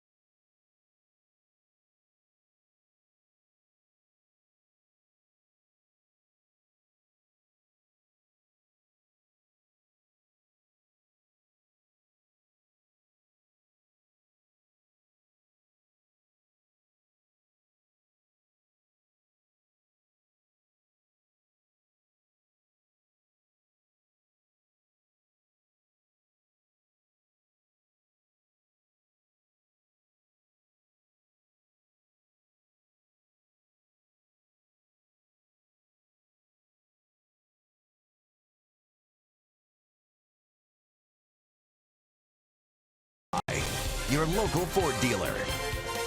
The Georgia Lottery. And by the All-South Highway Safety Team. The All-South Highway Safety Team reminds you to play it safe by always wearing your seatbelt. 2-1 Atlanta. Let's get a couple more off Aaron Nola here. Lower third of the order. Swanson, Flaherty, and Julio Teheran coming up. This duo of Swanson and Flaherty, since they're coming up here, has been so good this year. And getting on base consistently and feeding the top of the Braves lineup card. Let's see if they can do it here. And score another run against a real tough pitcher, Aaron Nola. Dansby struck out his first time. These two guys have locked horns before. Dansby is a Vanderbilt Commodore. Nola as an LSU Tiger. 0-2. Hope he didn't foul that off his foot. It's cold enough without having to deal with that.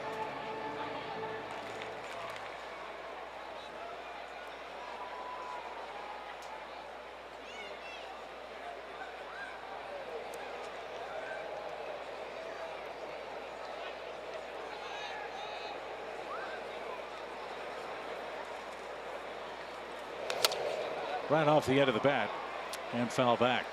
It seems to me I saw a regional game in college when Nola was a junior or senior or sophomore, junior, I'm not sure.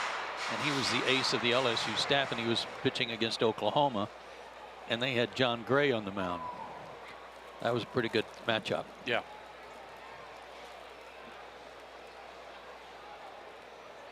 No balls, 2 strikes. And a fly ball toward right center. The wind will push that out toward Herrera, who is going to take this one. And there's the first out. Back to that point I was going to make in the top of the inning.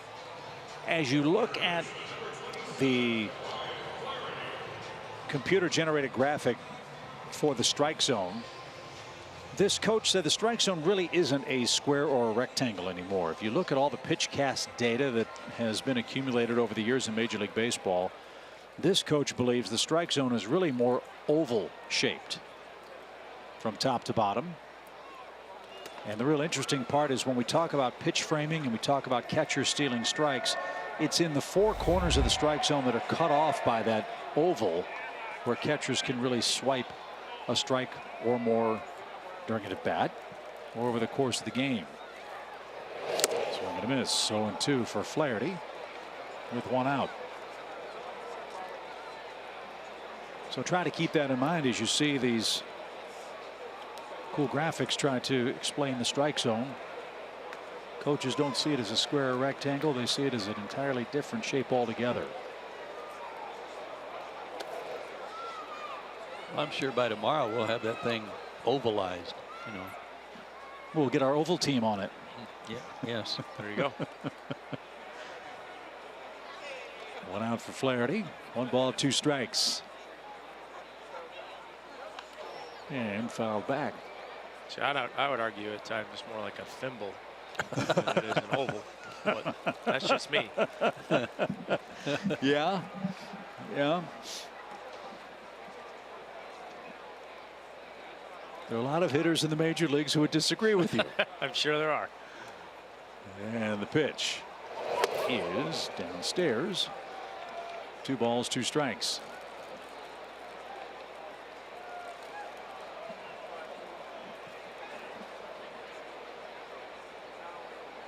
Getting toward danger zone for Aaron Nola. As that one might have broken Ryan's bat. 2 balls, 2 strikes.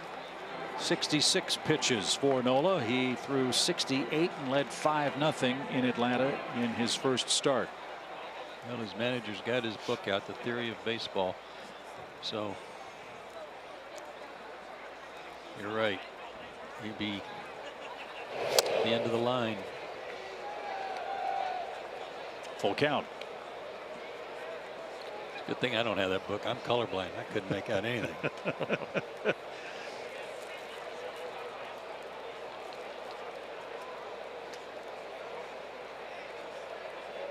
Now time called.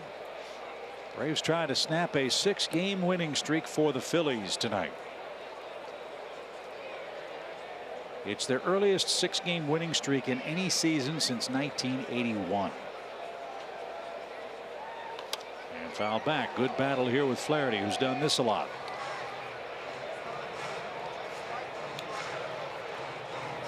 And we can all probably agree that the Phillies' schedule here in the first 2 weeks has probably been pretty light. They're playing some teams that are having their fair share of troubles in the major leagues. But if they have hopes of being a playoff team, these are the games they got to win. They got to beat up on those teams. And they are. Pitch. Foul away. Love it. Good at bat.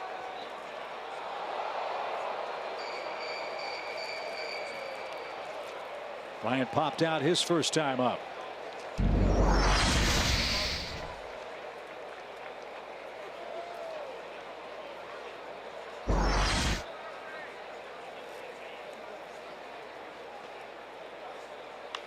Served another one foul.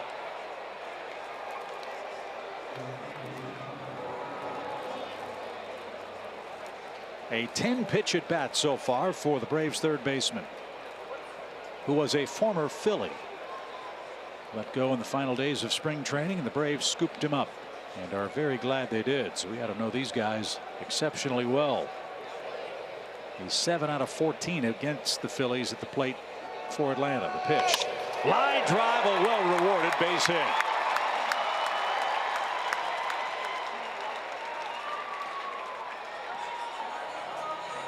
Big league at bat. That's how you lead your league in hitting. At no time was he trying to pull the ball. At no time was he trying to do anything other than just serve one, keep the ball in play, not strike out. Fastball up and in, same thing. Little inside out swing. Fought it off. As you said, well rewarded for that.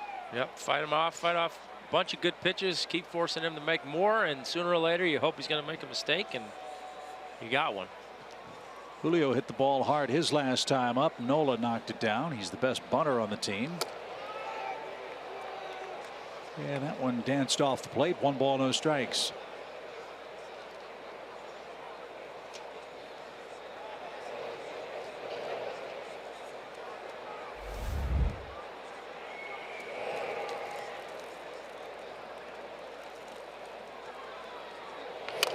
There's the punt. It's a beauty. One play. It's to first. A sacrifice. And Flaherty in scoring position for Ender Inciarte. Again, little things. In a tight game, a sacrifice could be big. Atlanta trying to extend a 1-run lead. Well, that's what you got to do as a pitcher. You know, the base hits are icing on the cake, but that's your job right there. You get an opportunity to move a guy over, you better be able to do it. And Julio's been fantastic at it in his career, and another great job there. So with 2 outs, Ender Inciarte a chance to hit. Told you how good the Braves as a team have been with runners in scoring position. Let's see if it continues for Ender here. Breaking ball. He smokes it to second, but Kingery is there, and that retires the side. No runs, a hit, a man left. We go to the 6th. Atlanta leads by a run.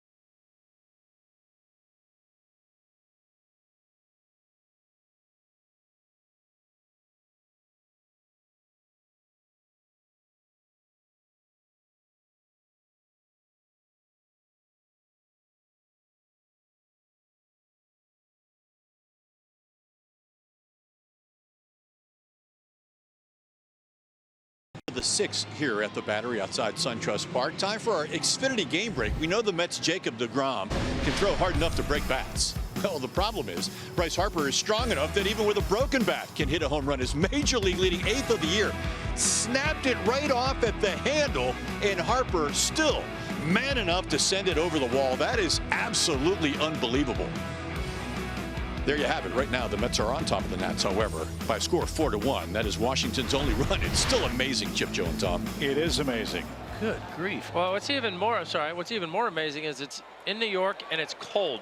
Yeah. It'd be one thing if it was the middle of the summer and that ball flew. That last replay looked like it hit right near the pine tar. Uh-huh. Holy smokes. Well, Jacob deGrom can provide the power for you, can't he? He's pitching against Jeremy Hellickson. The Mets trying to go 13-2 this year. We will see the Mets after the Phillies leave town. And that will be a tall order. The Braves, I think, are going to get all of the big guns for the Mets with the exception of Matt Harvey. If we have the schedule penciled out correctly. Well, early in the year, those guys are all healthy. 3-game series, you're going to see 3 pretty good ones no matter what. Breaking ball had Hoskins off stride. It's strike 2, 1-2 the count.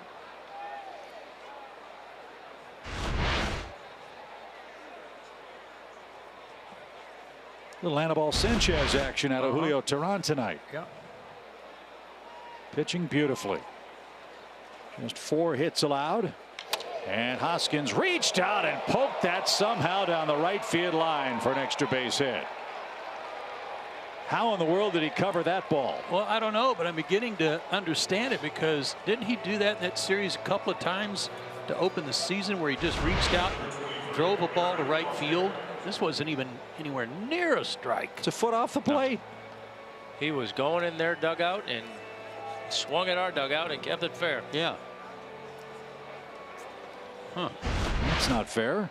That's just bad luck. Yeah, it was. It was fair territory. Oh, well, thank you for the clarification. Hoskins aboard for the 3rd time tonight. Here's Altair. Julio could use an out. Altair has given him 2. 1 via strikeout. That was in the 3rd.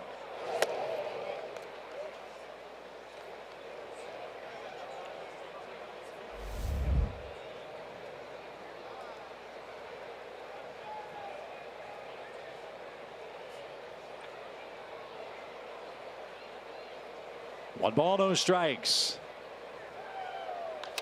Popped him up right at Freddie Freeman, who's got plenty of room. Altair's troubles continue. 1 on, 1 out. Here's Crawford, 2 singles. Freddie Freeman looking on as he invites you to stay tuned for the middle of the 7th inning. It's The Stretch, presented by Advance Auto Parts.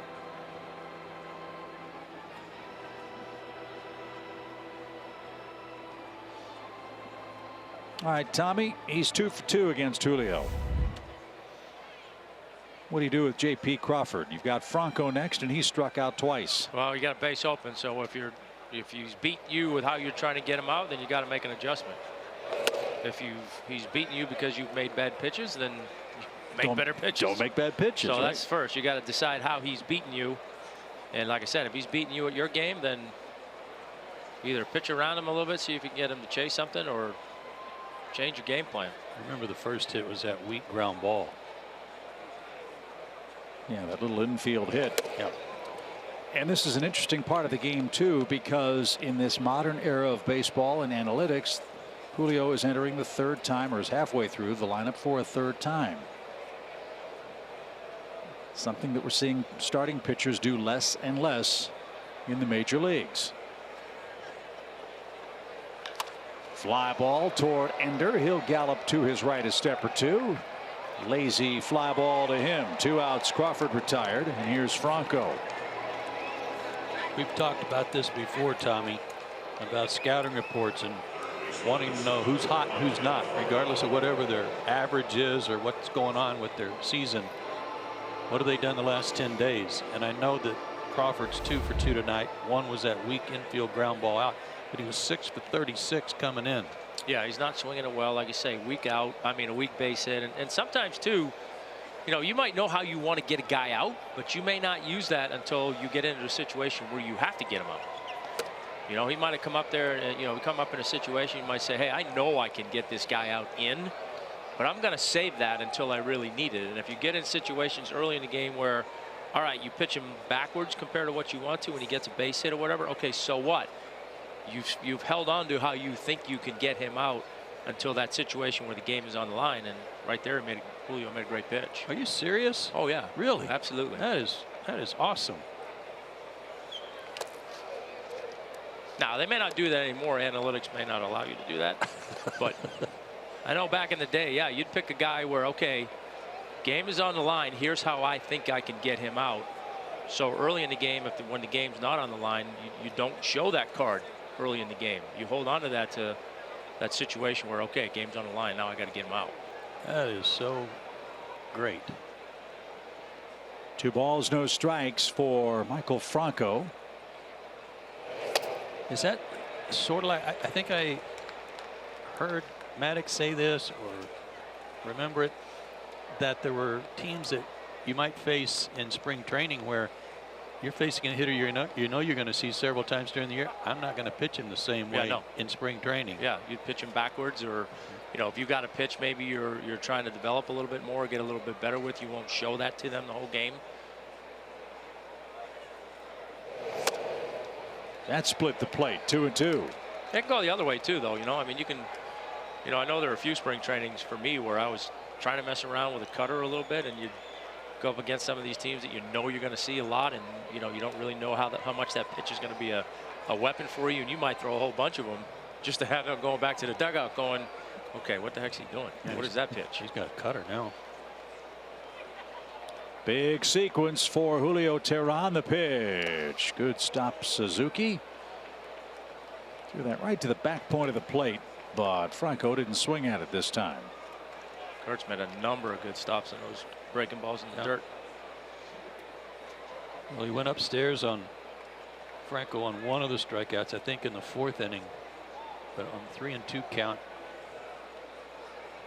See if he's willing to go there even at the risk of a walk. Jorge Alfaro waits on deck for the Phillies. A young catcher batting 8th. 3-2 pitch for the Phillies. Third baseman is on the way.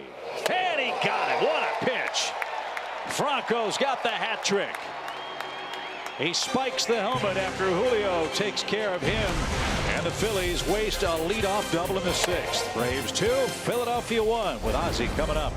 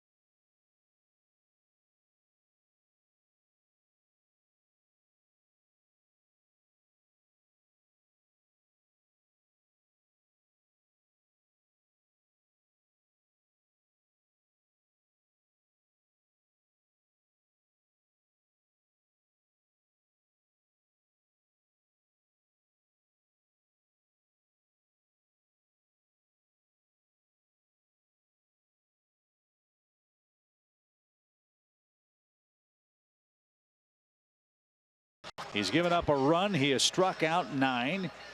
He's issued 3 walks, but those walks were pitch arounds of Rhys Hoskins to get to Aaron Altair, which is instrumental. Love that right there, don't you? Oh, yeah. Anibal Sanchez sitting down and talking to him. Ozzie swings at the first one and pops it up. Franco in foul ground takes a peek. He avoids the umpire, makes the play, and Albies is retired on one pitch to start the home sixth. I said that earlier in the game when Julio threw a 67-mile-an-hour curveball. That's exactly what Anibal Sanchez has done.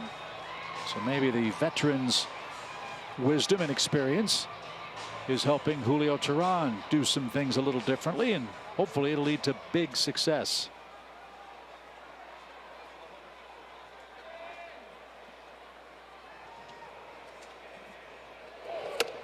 You bring in veteran players like that.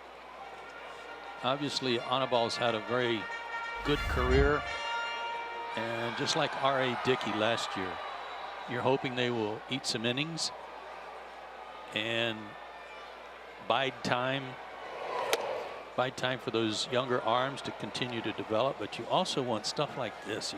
You want that type of conversation and leadership going on, just like R.A. did last year.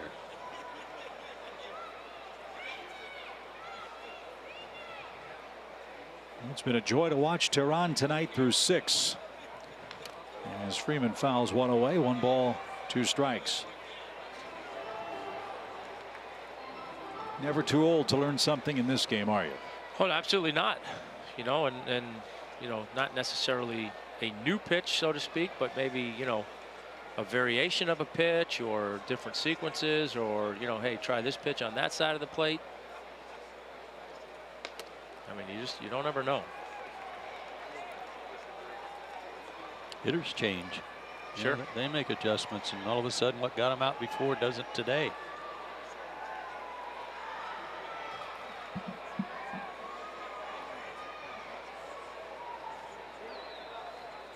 Freeman smacks that one toward left center, and Herrera positioned perfectly, makes the grab, and there's out number 2. See the Phillies reach into their back pockets, not only to keep their hands warm, but they also have little index cards that talk about positioning and where they want to stand for particular hitters in particular situations, just to help supplement the coaching staff in the Phillies dugout. And Herrera took away what might have been a gapper had he not been standing right where he should have been. Here's Markakis 0 for 2. Braves have some action in their bullpen, so that might be the last inning for Julio. He was right around 100 pitches.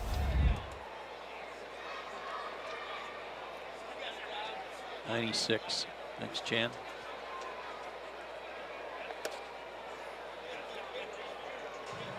Well, this is the end of the night for Julio. A man whose SunTrust Park issues have been well documented. He has pitched 6 spectacular innings tonight. Fouled away. It's 2-1 for Markakis. 6 innings, 5 hits, 1 run, 3 walks, 9 strikeouts with those 96 pitches. Yeah, whatever he did tonight, bottle that. That should be your game plan every time you go out there, starting with the aggressiveness. Yep. Carry that video around with you.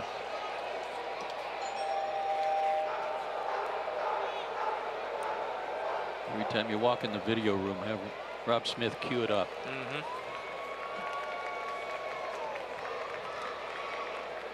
Even Ozzie's listening in with Anibal Sanchez and Teheran.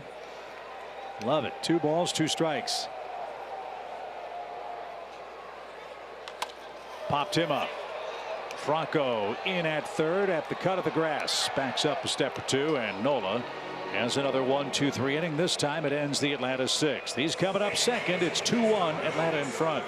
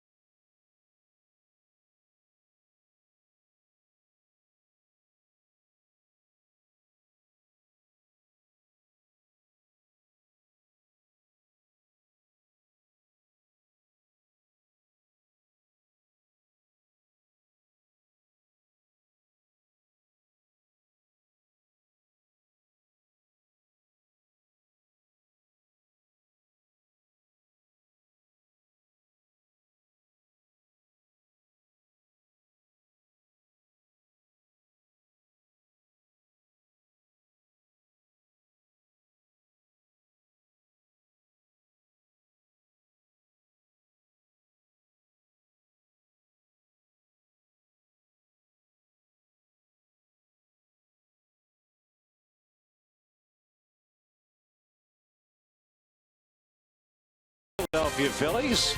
More fastballs will be flying here at SunTrust Park. It's Mike Foltynewicz and Nick Pivetta getting together at 7 o'clock on Fox Sports Southeast. We'll be streaming live on Fox Sports Go. April in the ATL presented by Advance Auto Parts. As the night is over for Julio Teheran after 6 terrific innings. Well, this guy's been really good too. Picked up his first major league win earlier. He's now 2-1, very low ERA, 1 walk, 9 strikeouts in 10+ innings.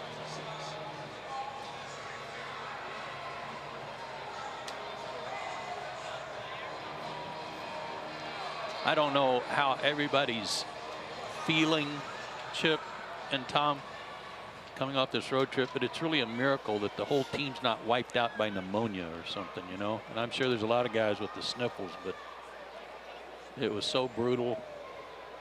I hope nobody's real sick.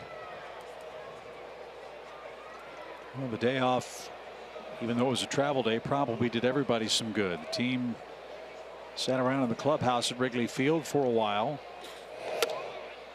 and then got on the Delta Charter. Great job by Jim Lovell, the Braves traveling secretary, to get us from the Windy City back to Atlanta in great fashion. Team got to town about 8:30, 9 o'clock last night, so hopefully everybody got a good night's rest. Batteries recharged as this one's hit down the line by Alfaro in the corner. Markakis up against the wall. He reaches up and makes the play. Tough play as that ball kept tailing away from Nick. And he made the catch up against the padding right in the corner for the first out.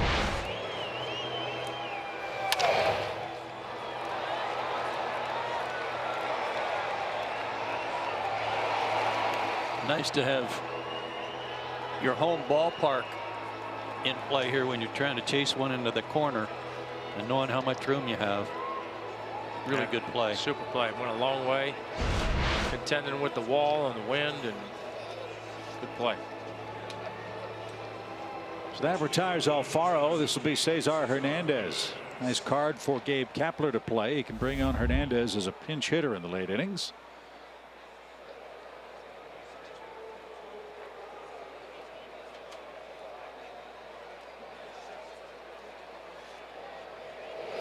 And Carl missed downstairs. Ball 1.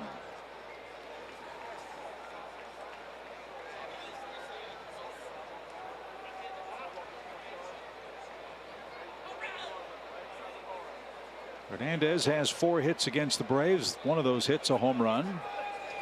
He's closing in on 500 career hits. He's 3 away from that.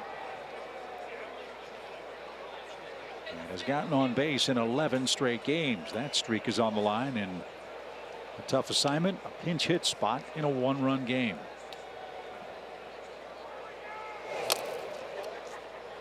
And that's a little low. Ball 2. Hernandez, then Kingery for the Phillies. Braves got a first inning run on a double play ball off the bat of Freddie Freeman. They got a sac fly from Kurt Suzuki in the 4th, and that has been it. Phillies run came on a home run from Adubel Herrera. And right now, his base running blunder in the 3rd inning is looming very, very large in this game. Well, you're right about that one.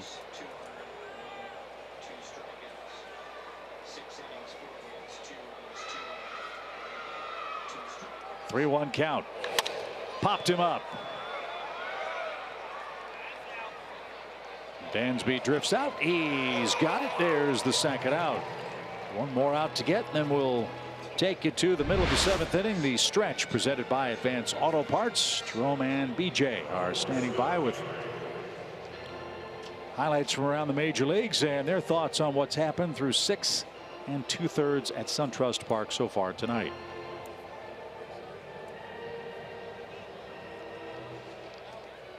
Be careful with Mr. Kingery. 0 for 3 tonight.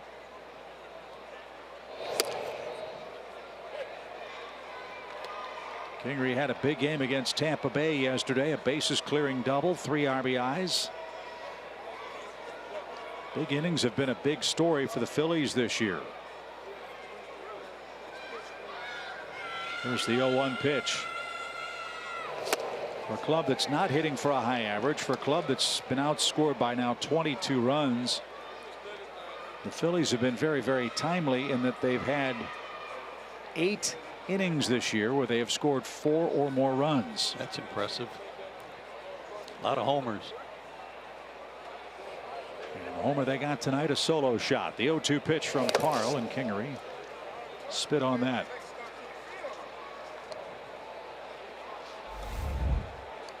Kingery, one of 9 different Phillies to hit their first major league homer since the start of the 2017 season. A very young, exciting team. 1-2 pitch. Skipped up there. It's 2-2.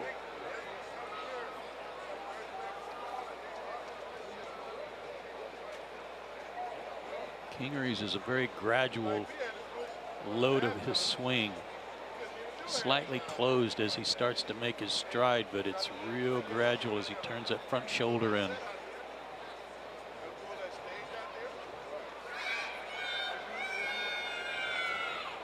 Crowell ready with his 2-2 pitch. Here it is. It's low. Don't put him on. That was Santana on deck. And not after being ahead 0-2.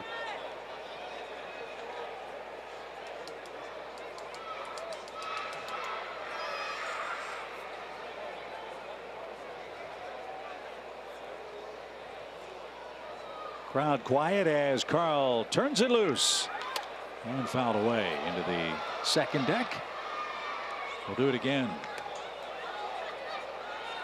Yankees winning big at home tonight, 12-0 over the Marlins. First time Giancarlo Stanton has seen his former team. Does he know any of them? Good question. Derek Jeter did not accompany the Marlins to the Bronx. He thought that would be a distraction tonight.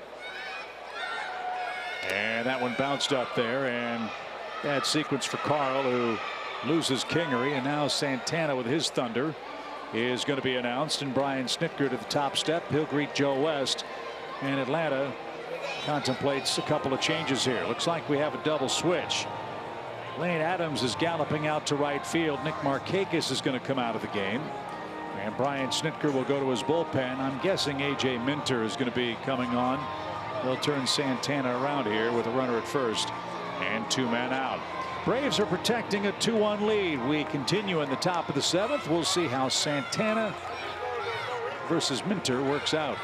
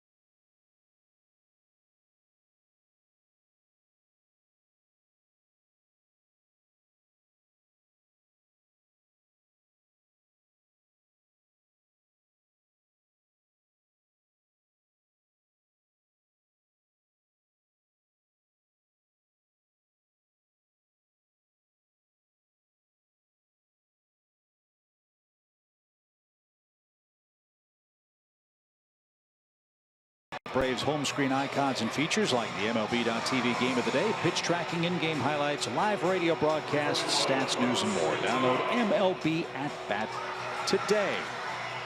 This will be a fun matchup. First, Lane Adams takes over for Nick Markakis in right field, and A.J. Minter's given up nothing so far out of the bullpen. He's been really good. 3 walks. Those were early on. I know it's called a slider. It looks like a cutter, and boy, does he throw it hard. Like that. And Santana couldn't catch up. Beauty of Santana is he's a switch hitter. So far this year, he's had a higher average right-handed, but only 13 at bats. He's 3 for 13, 2 RBIs and a double as a right-hand hitter. No balls and a strike from A.J. Minter. Fly ball to center. That'll carry out to Ender. And that will retire the side. No runs, no hits. A man left. Atlanta 2, Phillies 1. Now it's time for the stretch. It's presented by Advance Auto Parts. The stretch is brought to you in part by Mobil 1. The stretch is brought to you in part by Mobil 1, the world's leading synthetic motor oil. And by Scott Heavy Duty Shop Towels. And they are heavy duty. I wish I had some, Brian, to wrap around my legs. We're freezing out here. But I can tell you this right now. One way to stay warm is to continue talking about the fact that the Braves are on top in this game. Let's go back and take a look at some of the highlights and begin with that first inning when Philly jumped out to a 1-0 lead in the top of the inning. Julio continues to struggle early in the ball game here.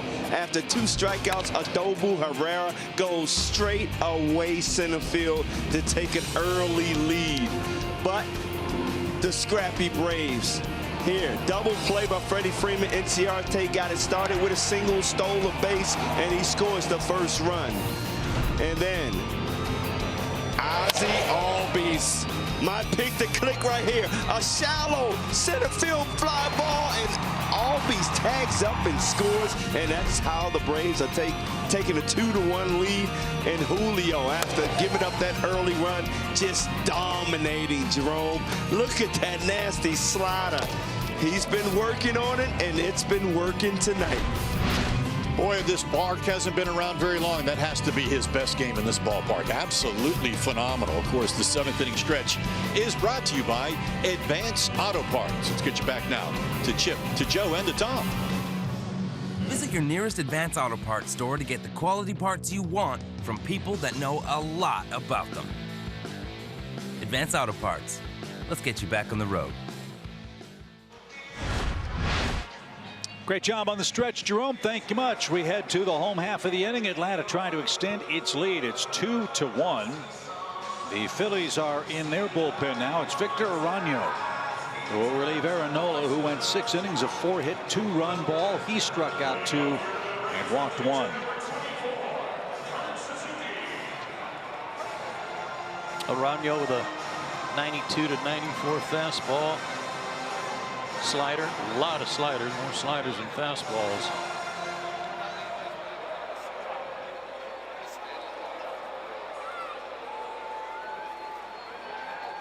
Part of a Phillies bullpen that's been excellent. A 1.77 ERA over their last 11 games, and they've not given up a home run in those 11 affairs. Let's see what the Braves can do with Arano, who delivers a quick strike. In the flip-flop batting order, Lane Adams will hit 9th. A.J. Minter bats in Nick Markakis' spot. So keep that in mind as the lineup card moves down to the bottom half here in the 7th inning.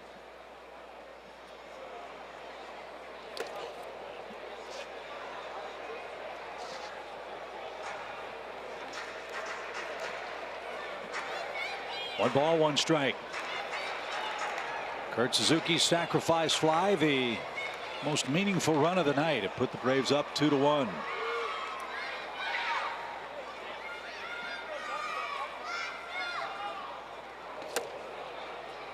Slider.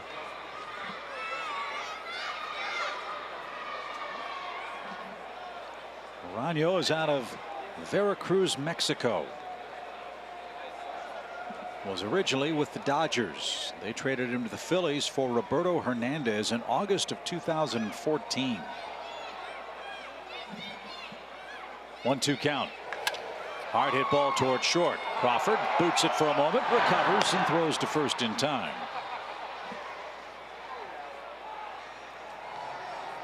That's out number 1. Preston Tucker, the hitter. There's the good work by the Phillies relief corps, which goes hand in hand, fellas, with the excellent work their starting rotation has done. And Nola's performance tonight, no exception. That bottom line really impressive and important. If they've been scoring runs in bunches like you mentioned, Chip, to be able to not give up a bunch of runs late.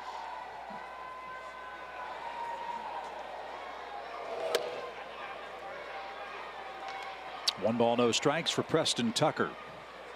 In the Phillies' 8th, they will have their 3, 4, and 5 hitters coming up. See how Brian Snitker manages that. He had Minter get Santana for the final out of the 7th. Pretty good chance we'll see him come out and start the 8th with Herrera leading off. We'll see.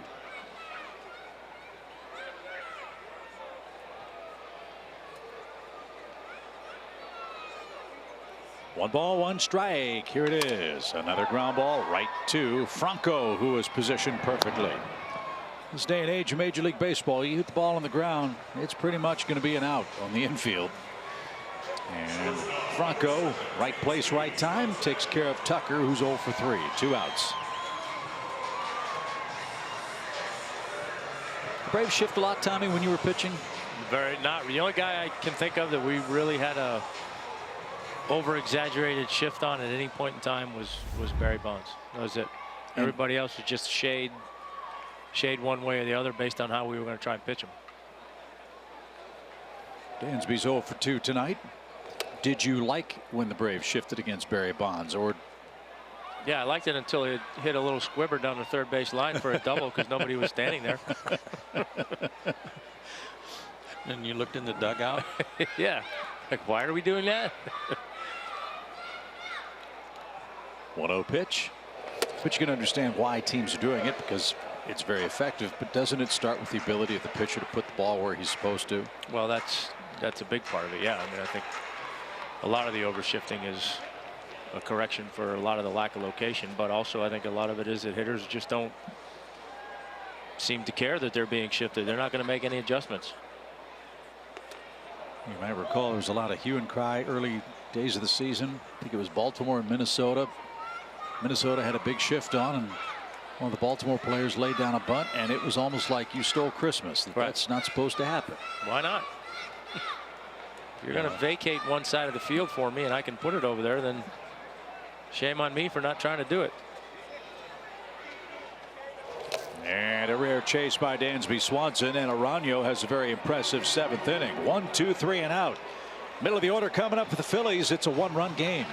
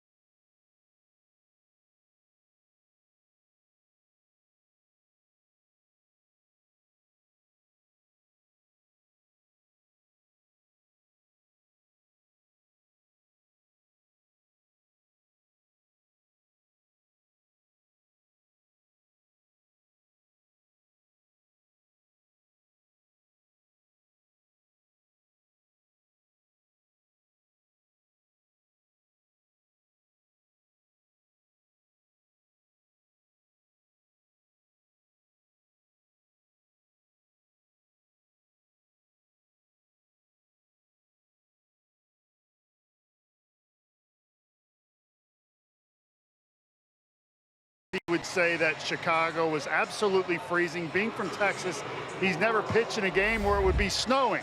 So he's glad to be back home after this road trip. You heard Chip and Joe talk about it.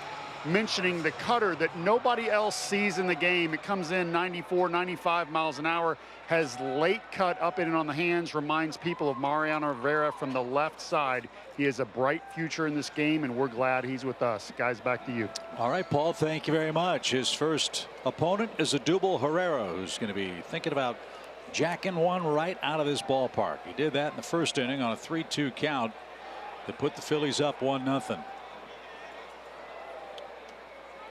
Adubel against left-handed pitching this year.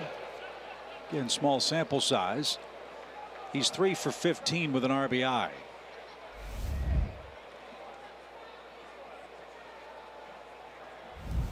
You've got Hoskins, then you've got Altair. And you've got another defensive change for Atlanta, which we'll tell you about after the pitch. 1 ball, no strikes. Downstairs, ball 2. Peter Borges has taken over for Preston Tucker. So it's Borges, Inciarte, and Lane Adams left to right in the outfield.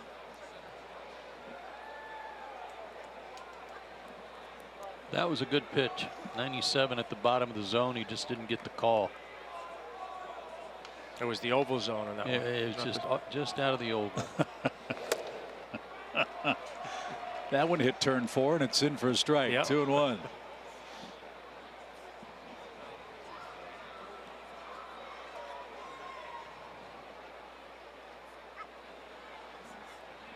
Herrera's first inning homer a highlight. He should have had a third inning double, but instead of sliding, he went into second standing up, and Nick Markakis threw him out.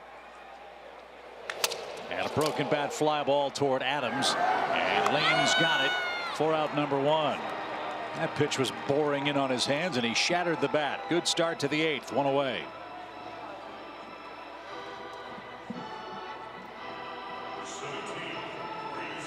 Here's Hoskins, 2 walks and a double. The Braves haven't figured out how to get this guy out yet. Well, one thing you can't do is throw him a ball a foot off the plate. we did figure that out. God. Hoskins is 11 for 34 in his career against Atlanta pitching. This is his 10th game against the Braves. Well, he's been an awfully tough out.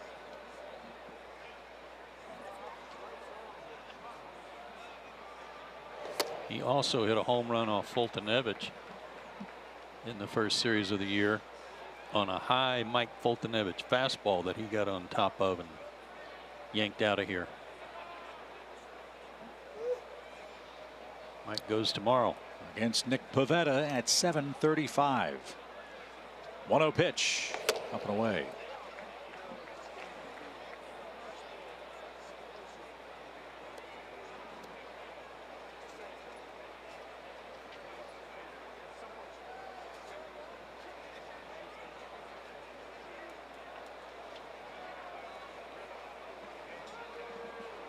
A.J. ready. Here it comes.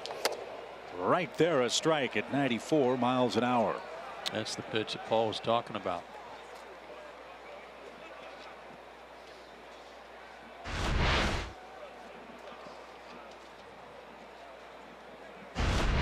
Kind of surprising, a 2-0 or 2-1 game and a 2-0 count. He was that passive on that pitch. That one thrown with a little anger at 97, and he took it. 2-2. I'm with you, Tommy. This guy's got such great power. 2-0. You'd think he'd be ready to tee off. He couldn't pull the trigger on 97. Here's where he'd like action. 2-2. But he missed downstairs. Full count. If there is an area of concern for the Braves, it is that the relief corps has walked 30 men this month. Taking away the disaster that was Saturday and the horrible conditions, you give everybody a pass on that. There's the 3-2 pitch, which missed outside. Only 4 of those walks have scored for Atlanta. However, it makes things a lot more tough, and all of a sudden you start pitching in higher stress situations like Minter has here, where one mistake can turn the game around on a home run. Well, I mean, that's the problem. You want to talk about playing with fire, especially late in the game. can't be giving away base runners. Sooner or later, that stuff's going to come back to bite you. So that would definitely be an area that obviously they want to clean up. Hoskins will run too. He's got 3 stolen bases already. Aaron Altair has power. He hit an 8th inning 3-run homer against the Tampa Bay Rays yesterday. Phillies won that game 10-4 down at the Trop. Little late. Ball 1, strike 1.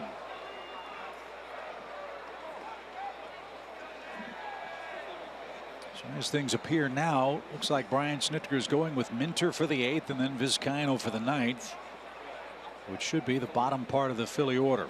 See how it works out. Downstairs, 2 balls and a strike.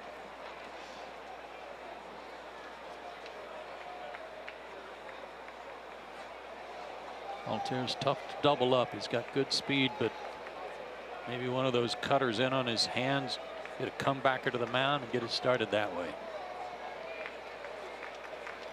I'm staying away from him.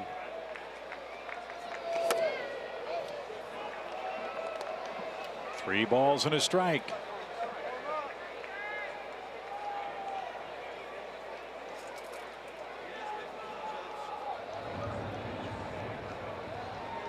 This is a dangerous pitch right here.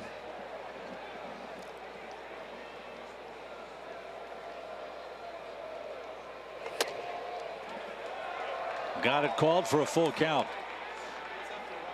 So I wonder what the percentages say for Gabe Kapler here. You've got a struggling hitter. You've got Hoskins at first. You want to stay out of a double play, and Minter's having trouble throwing strikes. Not going. Pitch rolled foul. I was thinking about the percentages of what Kurt might call. 3-2. Call for a breaking ball earlier tonight. I think that was on Franco. His 3rd strikeout, a 3-2 count with a runner at second. And he just called for another one of those cutters. Comes another one. Here it is. He lost Altair. So back-to-back walks. Tying run in scoring position. And now Brian Snitker and Chuck Hernandez begin to pace. I don't think anyone's, well, someone's throwing now. They just got up. Chuck Hernandez is going to come out and talk things over as J.P. Crawford's coming up. He's got 2 hits on the night. And it's all fine and dandy if the walks don't score, but it is a high wire act right now for A.J. Minter and the Braves relief corps.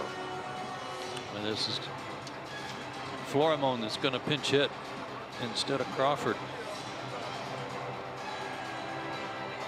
Florimon, a switch hitter. Get away from the lefty.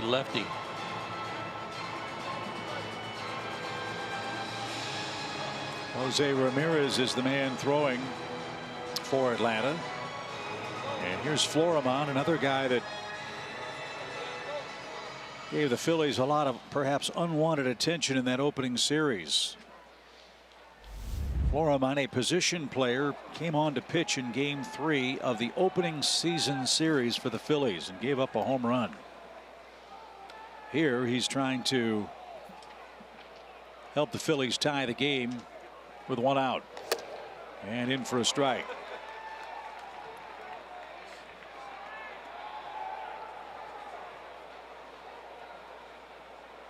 Florimon started at shortstop on the turf at Tropicana Field yesterday, and he takes that one high. 1 ball, 1 strike.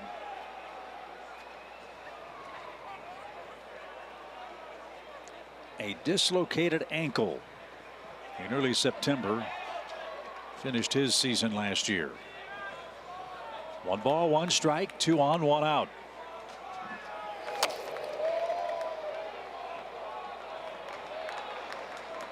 So Minter a strike away after the foul ball at the plate. It was a foul ball, wasn't it? I guess so. The count on the board says 1 and 2. Home plate umpire didn't let us know. Yep, most definitely.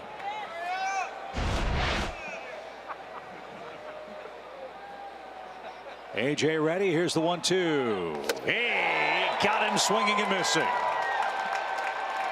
So Florimond's retired. The Phillies, known for their great two-strike approach, have struck out 10 times tonight. 9 by Tehran.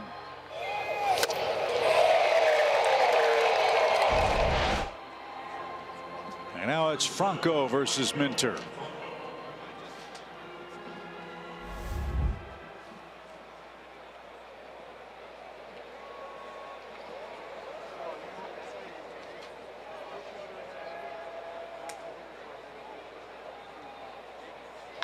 Ground ball left side.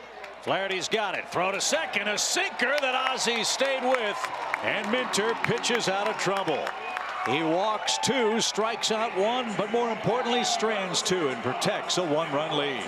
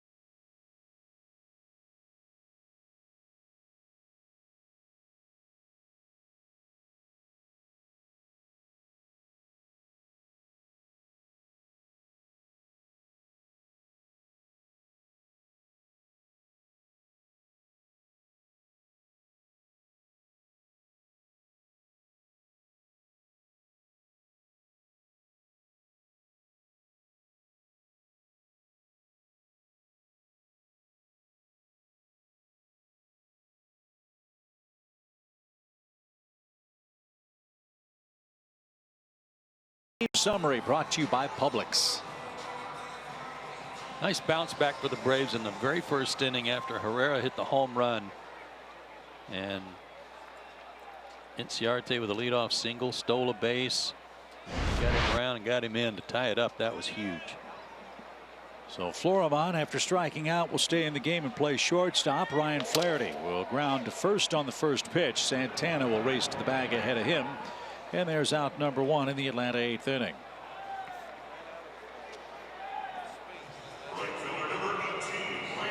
$17,812 Frosty fans at SunTrust Park tonight. You'll see some of them on our Xfinity cam tonight. Braves are 3 outs away from snapping the Phillies' 6-game winning streak and pulling even with them in the Eastern Division race.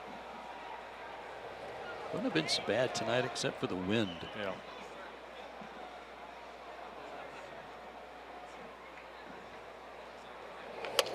Adams a bunt try. Arano pounces and throws a strike to first. 2 outs on 2 pitches. Well, Joe, as you've said so many times before, we are high atop Windy Hill Road. In Atlanta. But warmer weather is on its way tomorrow, we are told. I'm going to hold you to that. Hey, I'm not the weatherman. Don't blame me. But it'll be a welcome relief for everybody. Braves are looking for their first hit since the 5th inning tonight. Ender Inciarte singled, stole a base, and scored in the first. And he lines to short, and 3 outs on 3 pitches by Arano. You don't see that too often anymore. And this game moves to the 9th inning. Braves 2, Phillies 1.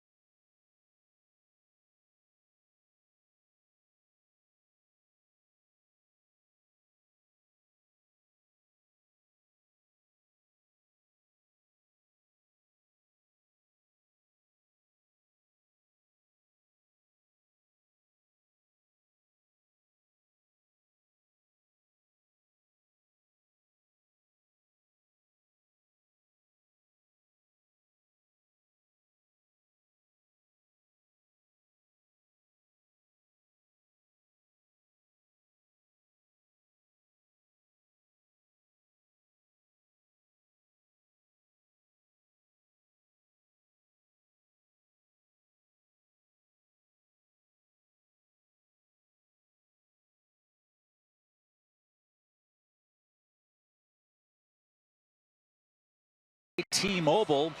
Arodys Vizcaino is coming on to pitch the 9th inning for Atlanta as the Braves seek to do something that they haven't done yet this year.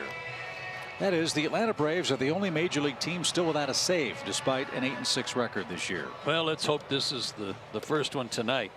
And if it's going to be the first one, then Arodys is going to have to throw strikes. 6 walks you see in 6 2/3 innings. That's been really the downfall for Vizcaino so far on the year. When he throws strikes, he is mighty tough. And he will start the 9th inning with a 2-1 lead.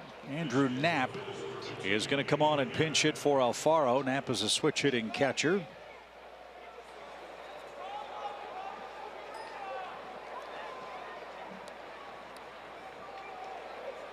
Knapp has never faced Vizcaino.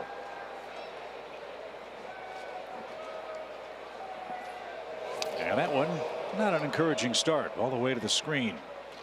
1 ball, no strikes. Joe, it seems when Arodys gets in trouble, it's because that slider or breaking ball isn't effective and he gets away from his fastball. He won't establish his fastball at 98, 99. And put the hitters on the defensive and make them respect it. Knapp skies that foul. It's out of play at 95. 1 ball, 1 strike.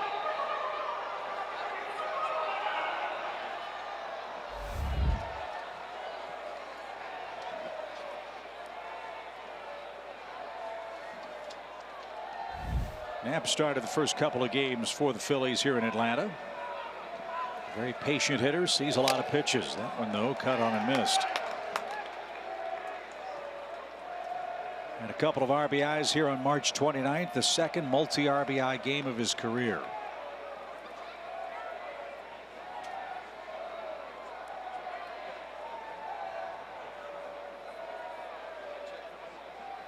One ball, 2 strikes. Swing and a miss. Off speed gets Knapp. The Braves have struck out 11 Phillies tonight. That's how you start the 9th inning. A strikeout, 1 down. How much more effective that pitch was after he threw those 2 fastballs by him. Yeah, you got to cheat, get the 95. When you throw that, you don't have much chance. So Nick Williams is going to come on and pinch hit.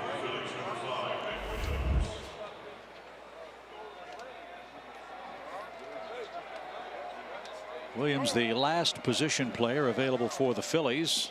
We'll have Kingery and Santana lurking next. And that one fouled back.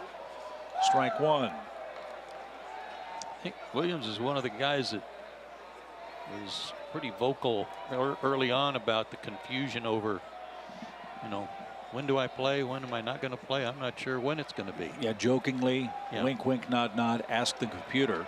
Yeah. And it's a head scratcher tonight. Again, you've got Aaron Altair, 3 for 36 at the plate. In the lineup, Nick Williams against a right-handed pitcher riding a 7-game hitting streak. Didn't start. Thank you. You might recall on opening day, a reason given for Odubel Herrera's not starting was that Nick Williams and Altair were said to have swing planes that matched the sinking action of Julio Teheran's pitches. But it's Herrera and Altair tonight, not Nick Williams the next time around they face Julio at SunTrust. So confusing. I can see why they're confused. 2 balls, 2 strikes for Nick Williams. And a looper into shallow right field for a base hit. So Williams, with an impressive at bat, extends his hitting streak to 8 games with a 1-out single. And now you get to the dangerous part of the Phillies lineup. Kingery, Santana, and Herrera are lurking in a 1-run game. Hanging slider.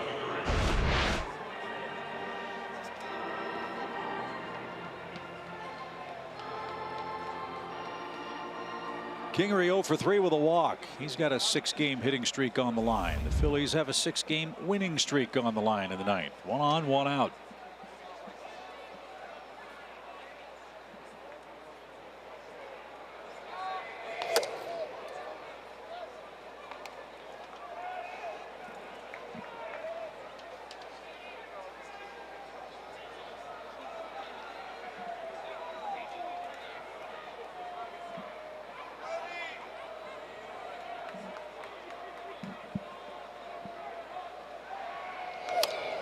Big cut by Kingery and fouled back. A ball and a strike.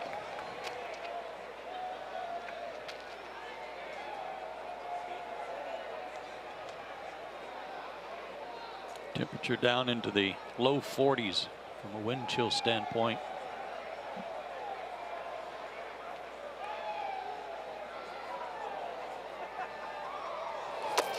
Yeah, he did. Yes, he did. Joe West with the right hand raised. 1 ball, 2 strikes. Kingery's chased a few of those down and away pitches tonight.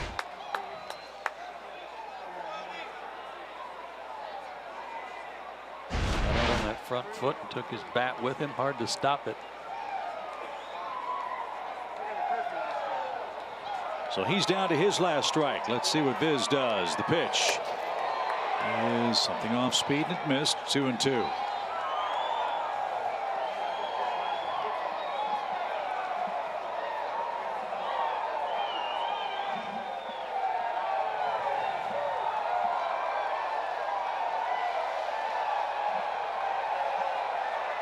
Williams can run. He's got a short lead though at first. The 2-2 pitch is out of play to the right side, and we'll do it again.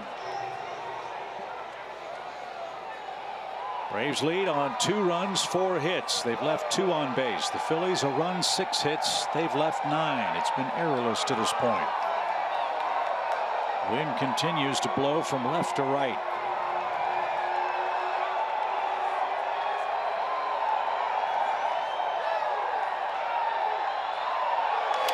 Popped him up. Center of the diamond. Who wants it? Freddie Freeman's got it behind the mound. There's the second out. And 1 more man to get.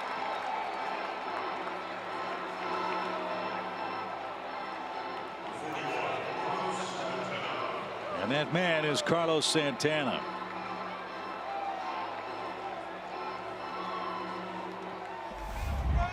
I don't like seeing this guy in the 9th inning of a 1-run game. I don't either. And he's a good fastball hitter.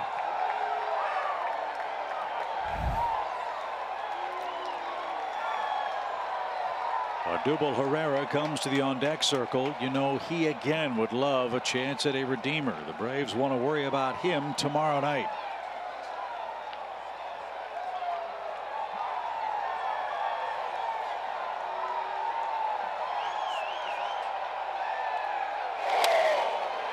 Towering pop down the right field line. That one headed for the seats. He guessed fastball, but he was out in front. Strike 1.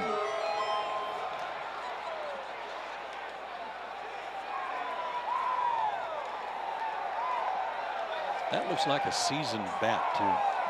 Looks like he's had that one a while.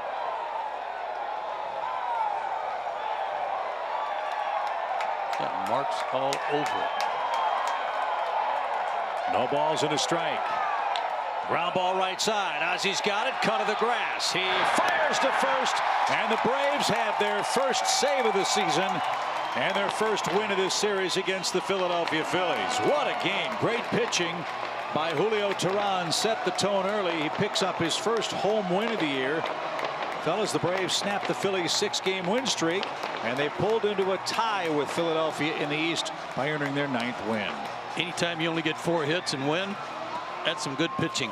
Yeah, great way to start the homestand, and great job by Julio. So it's time for tonight's Coors Light refreshing finish. Julio Teheran struck out 9 to earn his first win. As the fellows mentioned, just 4 hits for the Braves, who've now won 3 out of 4 head-to-head against the Philadelphia Phillies. They'll try to keep that trend rolling tomorrow night. It's game 2 of our series. Mike Fultonevich and Nick Pivetta hook up. Braves live at 7 o'clock. First pitch at 7:35. For Paul Bird, Joe Simpson, Tom Glavine, I'm Chip Carey. Stay tuned. Braves Live presented by Xfinity is coming up live from the Battery here at SunTrust Park.